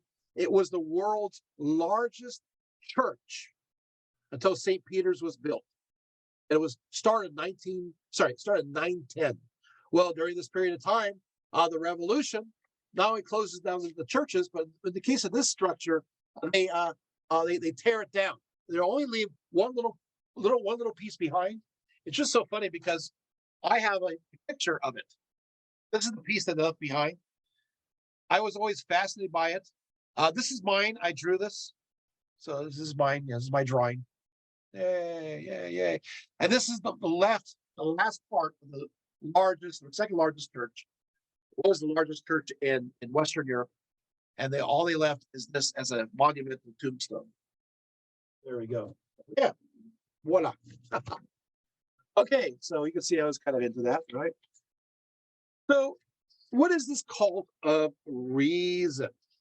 Well, the idea is perfection of humanity through the attainment of truth and liberty. Basically, it's a state-sponsored atheistic religion. And today, Francois Marmora was one of the founders. He talked about, this is a quote, it says, liberty, reason, truth are the only abstract beings. They are not gods, for properly speaking, they are part of ourselves. It's a civic religion that was inspired by Rousseau, the famous thinker from 1712 to 1778. He believed that uncorrupted morals win out in the state of nature. In fact, his famous quote was as follows. He says, so the idea is we're returning to reason, which is naturally there within nature. You know, now there's an irony. So basically they're destroying the church, they're persecuting the church, they're killing priests, they're demolishing things, and to replace this church, they have this cult of reason, and a lot of the ideas are based in Rousseau. Now, listen to this quote by Rousseau, because you can see where it really doesn't quite fit. Rousseau says as follows. He says, the first man who, having fenced in a piece of land, said, this is mine, and found people naive enough to believe him. That man is a true founder of civil society.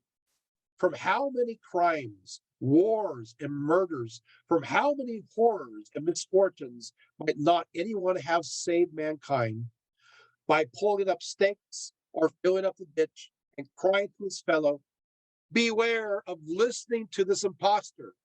You are undone if you once forget that the fruits of the earth belong to us all, and the earth itself to nobody. Okay, so it's kind of seems to be it's all get along kind of thing, but the irony is that these people are doing they're basically doing all the horrors and misfortunes and murders in order to create the society that's idyllic. Many have drawn parallels with this concept, this idea with Marxism, utopian ideas of Marxism. There's a few books that talk about this. I have a very famous one right here that talks about the connections between the two. So there's some. So there we go. So where do we go from here? Well, we got a mess. Romosphere is rising up. Now, this guy, I know we're going over, but we need to finish this up. We'll get there. We're getting close. So don't worry. First of all, Romosphere, Maximilian, what's he like? First of all, he has no sense of humor. None. He's not really self-aware. He's very puritanical. He believes so much in his self-righteousness. He believed that he was always right. And if anybody contradicted him, they were wrong, he was right. And if they refused to recognize that he was wrong, recognize that he was right, refused to recognize that he was right, then what he would do is that he would try to undermine who they are, their authority, and would go on a campaign of hate speech and other kinds of media manipulation to undermine this person. He just makes stuff up, right? Because he was always right. So he cast doubt on others. He had no sense of sympathy whatsoever. And he ultimately believed the connection between as follows. He believed that law equals morality. Morality equals justice. And justice equals goodness. Therefore, law equals goodness. Goodness equals law.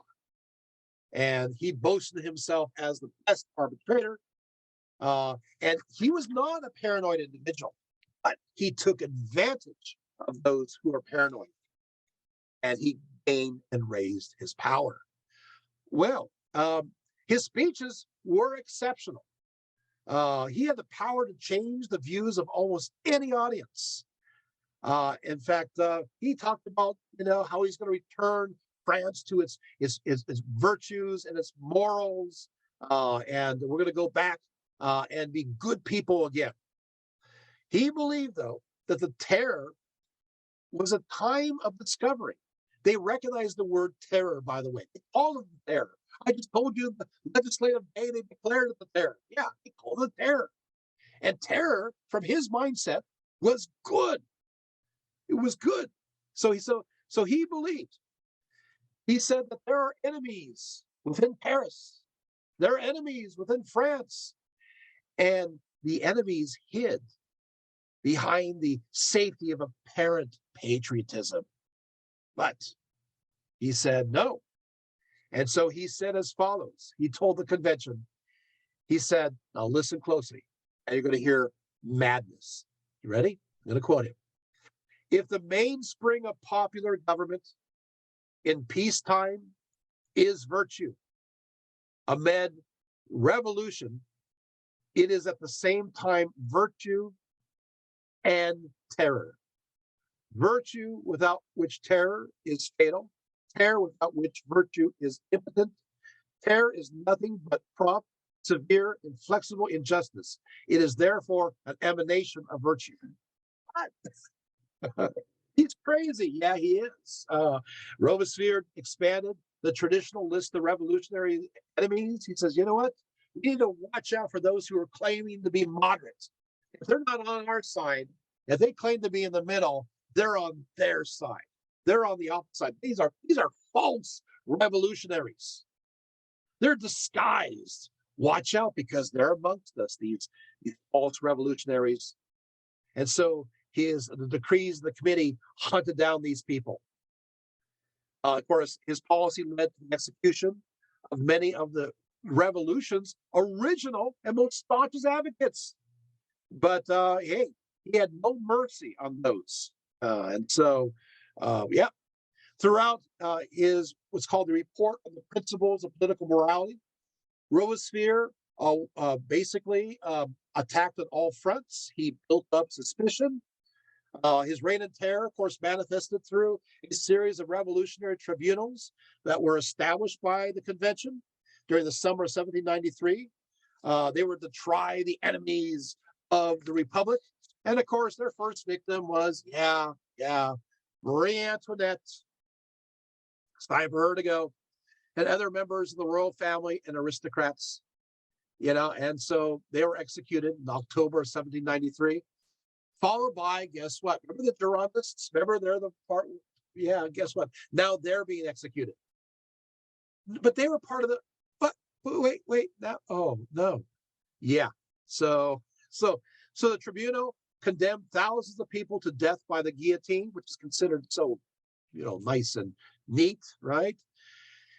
So then, during the winter of 1794, Robespierre turned the terror against Republican political figures of both left and right. Remember the Sans-Culottes? Remember them? They kind of went along with this. Now he starts turning against the Sans-Culottes. Whoa, well, now we're losing them. Okay, so you see, this is a mess. This is the reign of terror. And he secured a passage of law that permitted the revolutionary tribunals to convict suspects without hearing substantial evidence. He secured, in 1794, March 24th, the execution of extreme Sans-Culottes leaders. It's happening. And now everybody's paranoid. Who's going to turn against next? We're not sure. So he did a huge mistake. He made a speech in the convention, and he says, okay, there's a conspiracy. There's a conspiracy amongst the leaders of this government against me. They're in the very halls of this convention. And we're going to find out who they are, because I know who they are. Now you can see the crowd going, who is it? Is it, is it us? You executed the Darwinists. You're executed now the Sans-Culottes. Of course, the nobles are, maybe it's more of us. Maybe it's even the mountain. I mean, who's going to be? So they're wondering. They don't even know who it is. They're so confused. What are we going to do? So he didn't name the people. He should have named the people. So on July 27th, which is the 9th Thermidor, members of the convention, by prearrangement, shouted him down when he rose to speak. It's like, no, we're enough. You've done enough. Robespierre was arrested that night. It's over, right? The reign of terror is over. He tried to kill himself with a pistol, but he missed. Although he managed to shatter his jaw, but he missed as far as the killing point. So what they did is that his broken jaw, what they did is they wrapped his broken jaw around really tight with bandages. It's time for him to be guillotined on the next day. And so what they did is they put his head right there, ready for the guillotine to go down. And at the last minute, they tore off that bandage, and they heard this ah, and his head was cut off mid scream. And that was the end of Maximilian and the Reign of Terror. As I said, we had all these victims as a result of this horrendous. The revolution definitely went wrong, right? I mean, again, 300,000 arrested, 17,000 executed, 10,000 died in prison. Although some will say that there are as high as 40,000 victims. So, but there you have it. But now we have a tempering revolution. It's called the Thermidorian reaction, which began in July of 1794. And what it did is it systematically destroy the machinery of terror and set up a new constitutional regime. Now, who's going to be in charge now? Well, basically, it will be the generally wealthy middle class and professional people replaced that with sans-culottes. Sans-culottes, who are the lower middle class, now they're being replaced by the upper middle class, but not the wealthy, because they got rid of that with the terrorists. So there you have it. The people responsible for the terror were removed from public life, and the Paris Jacobin Club was closed. The Thermidorian Revolution, a reaction, issued, guess what? Yes, another constitution, because we need another one, in 1793. And this one, because the revolution went so crazy one way, it went the other way, became more conservative. Well, I think we've got to end the war.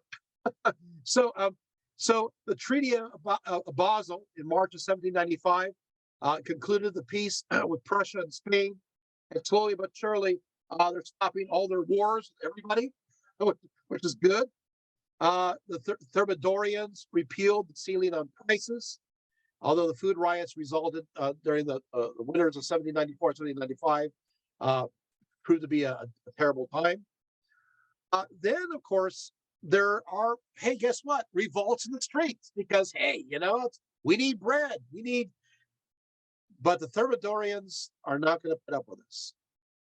They're tired of revolutionaries. They're tired of the people marching on the streets. They're just tired altogether. And so when Paris is revolting again, right, during this winter with these food riots, they're, well, we're going to take care of this. And so for the first time in history, the artillery was turned against the people of Paris. There's a general by the name of Napoleon Bonaparte who commanded the cannon. And of course, you see, he's going to be putting down this rabble, which before was taken seriously, and now learning the lessons, or not good lessons, it's being put down. So Napoleon now rises up. And I'll be brief on Napoleon because we're getting towards the end, right, of this revolution. Okay, so Napoleon, it's unfortunately what happened with him in 1793. Of course, he had played a leading role in recovering part of Toulon for the British. He was rewarded by becoming a brigadier general. Then, of course, he basically took Italy out of the war. He took Austria out of the war, and he took Switzerland out of the war. Good news. So he's kind of taking care of those problems. In November of 1797, the triumph of Bonaparte returned to Paris to be hailed as hero and to confront France's only remaining enemy, Britain. And of course, he judged it too impossible to attack Britain. So what did he do? Because he can't cross the English Channel, that's too difficult. And so he decided to establish a French presence in the Middle East. And so he's going to go ahead and attack, British Egypt. That'll be the way, believing that he's going to have some kind of a deal there. Bonaparte, his troops reach Malta, take out the Knights Templar. and then they invade Egypt, but that was a kind of a failure with obviously uh, Admiral Nelson defeated the French fleet, and so the troops are kind of stuck in Egypt. He kind of leaves them. I know he just leaves them there. Then the Russians, the Austrians, the Ottomans joined the British to form another coalition, the Second Coalition. And so then here it is. On November 10th, 1799, his troops overthrew the Directory and Bonaparte issued the Constitution. Wait, another Constitution? Another Constitution. December 1799, establishing himself as first consul. Oh no! And so becomes the consulate. From 1799 to 1804, quickly, of course, he wanted to achieve peace with the enemies above and beyond. And so Napoleon rises to power. Oh, now we have some other issues we have to take care of. We got to wrap it up. So Bonaparte restored peace and order at home. He used, of course, flattery and generosity. He bribed. He also had a secret police system to suppress any kind of political opposition. Napoleon had to deal with the church. Remember the church? Yeah, you remember the French Revolution kind of got rid of the church? Oh yeah, all right. Well, we got to bring it back, right? So we have to address that issue. So Napoleon, he met with Pope Pius the seventh, and he declared the Roman Catholic Church as the religion of the great majority of French citizens. Okay, so there you have it. And so, but the church had to agree by that recognition to give up its claims to any confiscated property that happened over the course of the revolution. But at the same time, still, and also, by the way, state were still in charge of naming the bishops, and they paid their salaries. So there you have it. So you still had that secularization aspect, but we're kind of back. We're kind of back.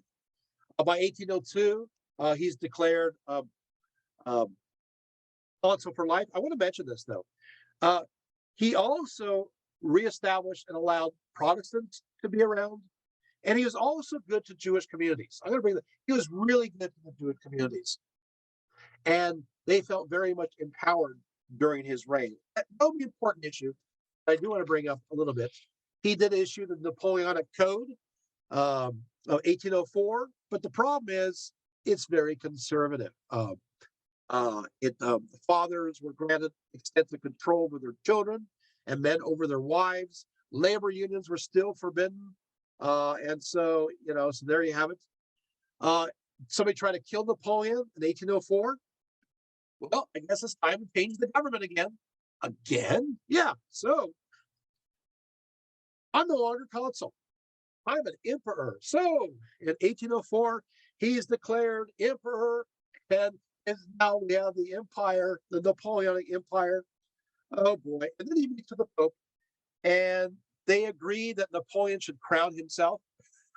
So before the Pope, Napoleon crowned himself as emperor. That way he doesn't owe anything to the papacy, but still the papacy, is still agreeing, and we'll work with it because at least they're not slaughtering everybody like the earlier French Revolution. We like that.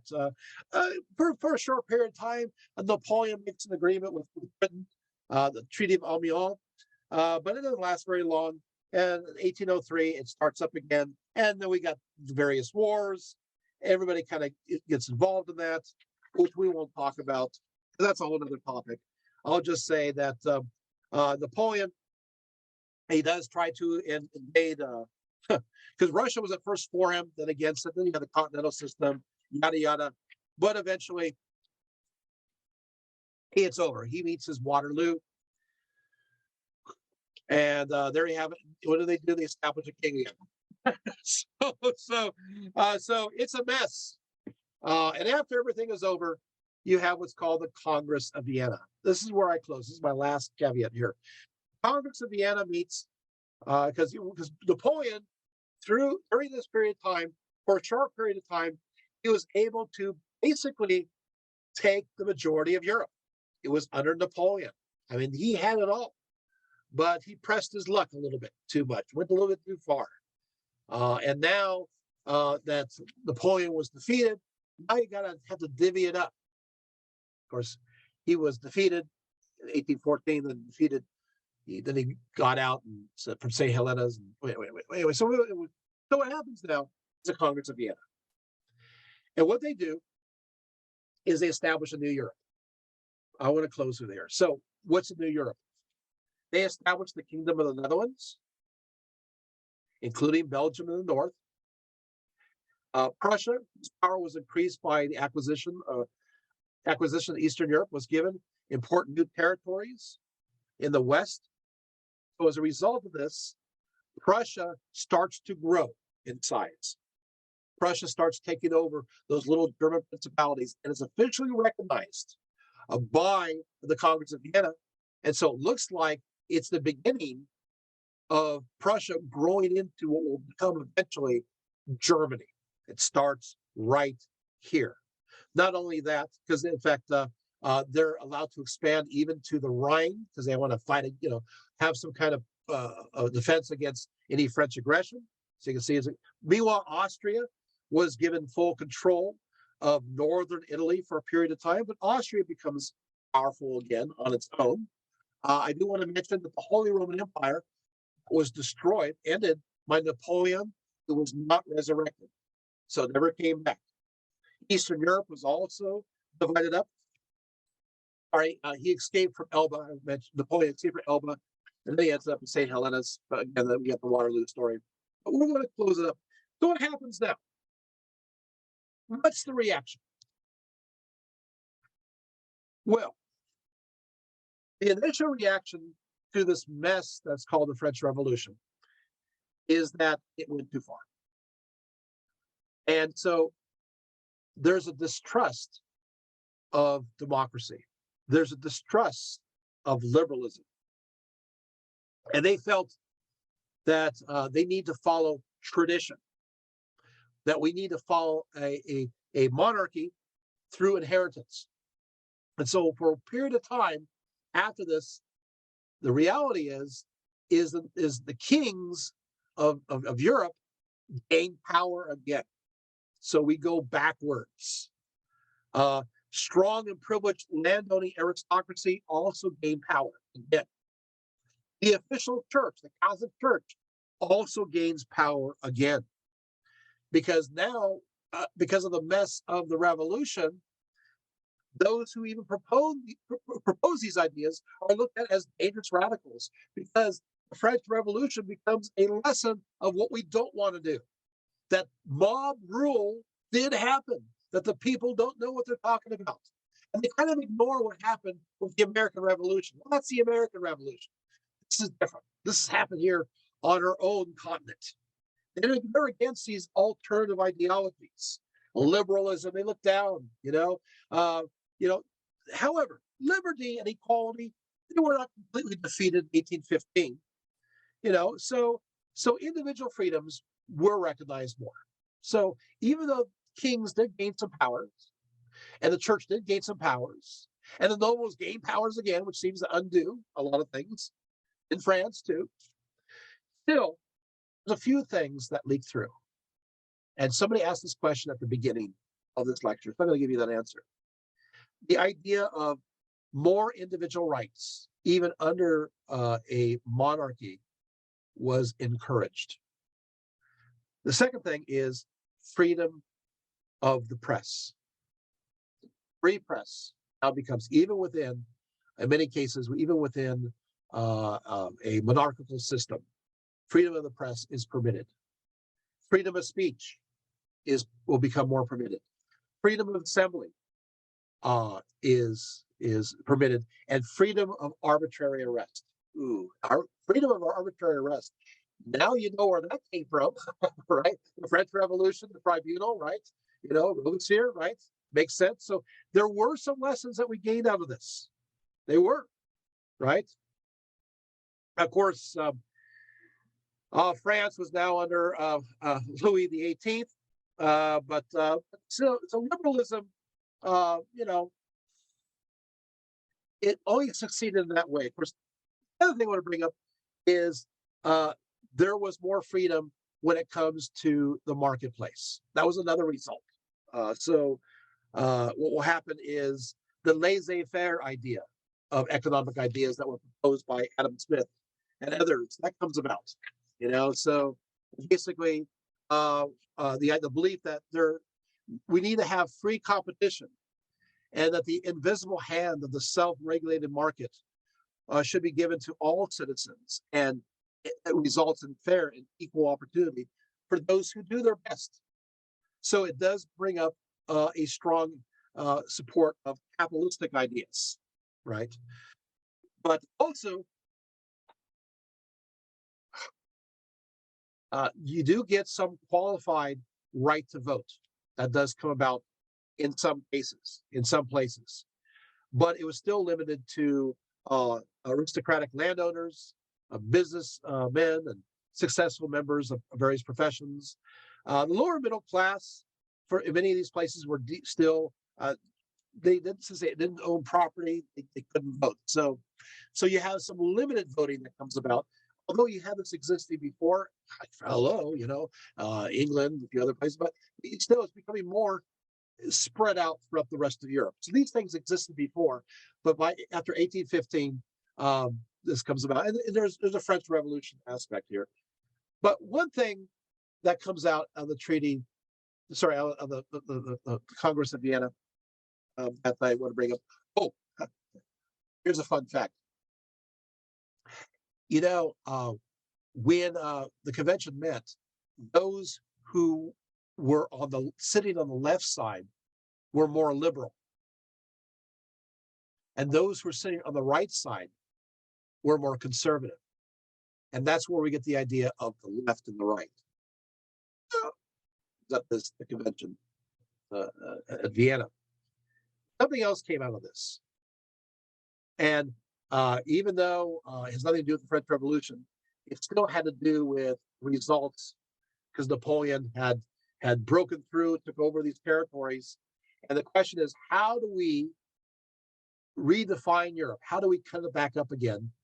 Because he destroyed everything. How do we reestablish it?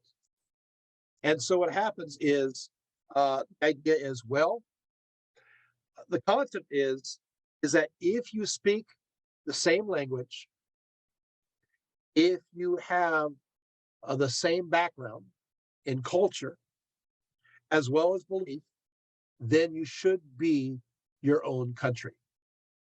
And that's an idea that starts to rise after 1815. And this, of course, is nationalism. So you have a common language, you have a common history, and you are the same territory, you should be in charge. And so you're going to see where this happens gradually in Eastern Europe, slowly, little by little. The French Revolution did start a lot. There were some good legacies, and I just brought it up so you do know. But so much of it was also a lesson of what not to do. And for a long time, it was used to be suspicious of what the people want, because look what happened. So many people died. It was, and so the idea itself of this terror went into people's minds. Now, I want to bring up one last thing. And you're thinking, what happened? You said, Dr. Riefelt, you said that the Jews were suddenly were treated very well by Napoleon, right? Yeah. So in his territories, anti-Semitism went down. He believed that the Jews, as well as everybody else, should be part of his new ideal vision. But here's the problem. Of course, Napoleon lost, and many people viewed that the Jews were working. This is terrible. The Jews were working with Napoleon because he gave them many favors. That's because he wanted to right the wrongs of anti-Semitism that had spread throughout Europe since the 300s, right? But now there's another legacy. After 1815, I have a book here. It's very old. It's written by Lady Morgan in 1821. And she went to Italy. She had observed these events. And she went to Italy after, because it was, remember, northern Italy was taken over by the French. During that time, those who were Jewish, thrived under Napoleon. But now the English took over. They took over parts of northern Italy. Yeah, right after the war, they took over. And what did they do? I have a primary source that says what they do. This is very rare, but I have it. And I'm going to read what they did. It's a good way to close because this will lead to other perspectives. Here it is. On page 21. But, she says, in this deep tragedy, there is an episode which the truth of history demands to be told, and from which British humanity will turn revolting. The town of Arezzo had been long noted for the bigotry and altruism of its inhabitants, and materials were supported to exist there, more than in any other city of Tuscany, for forwarding a reaction. A Madonna was made to perform a miracle to raise the populace against what was called the Revolutionary Party. The most ferocious of the ignorant population mounted a leaden Madonna in their hats, seized their arms, and drunk with wine and fanaticism, proceeded with most sanguinary designs to Florence. Their leader was Mr. Wyndham, the British minister. He rode at the head of his infuriate mob, his frail but beautiful mistress on his right, dressed and mounted as an Amazon. On his left, a monk with a crucifix in one hand and a pistol in the other. Countrymen of Milton, of Newton, of Locke, it is thus your glorious name and honorable wealth have been prostituted at various epochs to aid the cause of oppression and of bigotry. It is thus that while you have been instigated to persecute your Catholic brethren at home, your agents have been made instrumental abroad in reviving and upholding an abject mummery and a barbarous fanaticism, which, however beneficial to the corrupt interests of temporal dominion, are despised and executed by the sincere of all religions. And it says, ultra, and it goes on, it says, nothing, because it is, that has been revealed or recited of the horrors of the counter revolution in France, or under the reign of terror, approached the deeds of blood executed in the horrible interval of this reaction in Tuscany. What did the British do? At Siena, 17 persons, principally Jews, were burnt alive. An infant at the breast shared the same fate with its wretched mother, while the Cardinal Archbishop of Siena remained tranquilly in his palace like him in Arezzo, to bless the fury of the populace and the zeal of the Protestant English minister, and to return thanks to heaven that in spite of the heresy and the philosophy of the age, one Jew more was roasted to the honor and glory of God, and goes on and on and on. And you have the resurgence in Europe of anti-Semitism. That's another legacy that follows 1815, because the French allied themselves with the Jewish communities. Now there's a backlash against these communities, taking these rights away. And this will continue to build throughout Europe again. It's a resurgence, and you can see it build into the 20th century and ultimately, of course, into World War II, right? Hitler and so forth. So this is another legacy. And hey, you know what? This is a real primary source that you're looking at. Wow. Have we learned a lot tonight? Has this been interesting? So there you have it. We didn't go over all of the French Revolution. I actually taught an entire course on the French Revolution. That was the first class I ever taught at Cal State Dominguez Hills. In 2005, they're like, you're teaching the French Revolution. Okay. So I think put as much as they could in this short period of time, which is, of course, is quite long. I think I've been going on for 2 hours and 20 minutes, but I think you have at least a rough idea of the French Revolution, and you see its legacy even today. Thank you so much.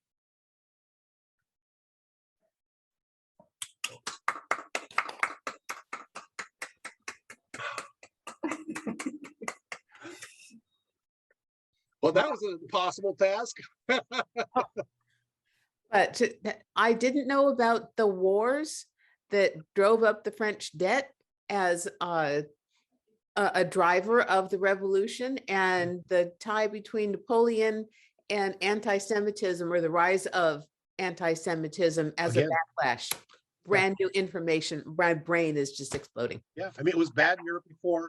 Napoleon tried to alleviate it, and after his power, it just made it worse. Yeah. Now they had an excuse. Dorian, is there a story behind lesbian being referred to as the German vice? Yeah, well, of course, the French don't like Germans, the Germans don't like French, and it's just one of those things where the Germans were looked at as, okay, I'm going to be very careful here. The Germans were looked at as deviants. And you see that in the Berlin culture. Does that make sense? You know, that comes about during even, but it's not true. I'm just saying that's the French for you. So it's like, this is obviously, you have people who are lesbian in France, but that was a term that they used at the time. They used this in their pamphlets. So, was she a lesbian? And the answer is we don't know. We don't know. There doesn't seem to be any evidence directly of it. We do know that she was very close and affectionate with many of the ladies in court, but that could be just part of the culture. However, having said that, the French thought it at the time. So, there was that perception. And the question is, what led to the perception? Well, one possibility is Louis and his wife, there's nothing happening for a while, right there. No actual intimacy of between, 1770 and the 1778. It's kind of a long time. So I'm sure they're thinking something's going on, right? Maybe she's not interested in him, so maybe she's interested in women. She was interested in many men. There's a whole list of men that she was interested in. So anybody knows that. But yeah, that was the popular perception, but I'm not sure if it is valid or not. And there have been movies that have come out lately that have depicted her as being lesbian or being bisexual. And once again, it's hard to know. It's hard to know by our understanding of those ideas today and put that within the context. Possible. I can't say yes or no. For instance, it's like how the French refer to any sex involving spanking as English style. Yeah. French don't get along with a lot of people. I like the Germans on one side and I like the English on the other. Yeah, that's true. Yeah, so you have this tug of war there. But and of course, printing press obviously has been existing for a while there, but it's really spreading these kinds of ideas because it sells. And in fact, there are lots of stories of Marie Antoinette throwing these crazy parties. And some of these writers are using their imagination. They know it sells. They just make stuff up. They make stuff up. And it's good stuff because it sells. But I don't think that she was involved in what they say. Yeah, good question. Any other questions?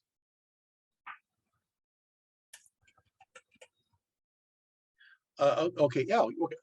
On the Catholic Church, weren't they already against liberal ideas since the Peasant War in Germany? Yes and no, because they're still not seeing it within the context of this Lockean conceptions, Montesquieu. Does it make sense? They're not seeing it from the Enlightenment perspective. So they're against these, yes, they're against those ideas, but they're against Enlightenment thought and their understandings of those kinds of democracies. That's the difference there. Did they get more direct about it after France took their lands? Well, yeah. It's like, oh, by the way, we're taking all your property away, and we're putting the clergy under we're paying them under in a secular, they're not being paid by the church anymore. They're being paid by France. Yeah, and of course the whole thing of, oh, let's just get rid of Christianity altogether. That kind of got them upset too, just a little bit. Like, well, we'll close down the churches and we'll tear things down. So they got a little bit mad. Yeah, talk about understatement, right? So I forgot to mention that Robespierre, he, I got to tell you that he was actually not for this cult of reason. He thought it was. I mean, he thought it was crazy. Now, if Robespierre thinks something's crazy, Maximilian Robespierre, it's got to be pretty crazy. So, he proposed the cult of the supreme being to replace the cult of reason. That way, at least we get a kind of a deistic God back. so there you have it. But like I said, that's pretty bad. It's pretty bad when the Catholic Church and Maximilian agree on something. It's extreme. Yes. Any other questions? Sorry, you just can't make this up. What I like about the French during the Revolution is like any change of mind, or they have to create another committee. It's a nightmare of bureaucracy. It really is. It's like, oh, a new idea. Let's form another convention, another committee. And what I found with my students is that the worst part when it comes to time for the exam is trying to keep all these committees in order, trying to figure out which did which and what overlapped what. It really is a nightmare. So it's a reign of terror of bureaucracy too. Okay. On the Catholic Church, weren't they already? Oh, no. Oh, thank you. I'm sorry. Read the same question again. Sorry. Any other questions? Well, that was a lot. I worked for that one. I really did. And I cut out a lot of information too. You can't believe how much I cut out. So hopefully I did some kind of justice. I hit the mountain peaks. Although I probably shouldn't say the word mountain, right? Yes. I don't want to move mountains, or I actually do want to move mountains. Mountain. I think there should be a movie. I think there should be a mountain. There should be a movie that's just simply called The Mountain. I think that would be an ominous movie. Those who watch and wait and quietly make plans. That's scary. Then slowly they plot, right? All right. Okay, so it looks like I answered all those questions. So what am I talking about next time? Oh, okay. I'm talking about, you just don't want me to rest, do you? So apparently I'm going to be talking about ancient Mycenaean linear B tablets. You just want my brain to go from French Revolution to a text analysis. Well, don't worry, it's going to be interesting. So what I'm going to do is I'm going to be talking about what the texts say.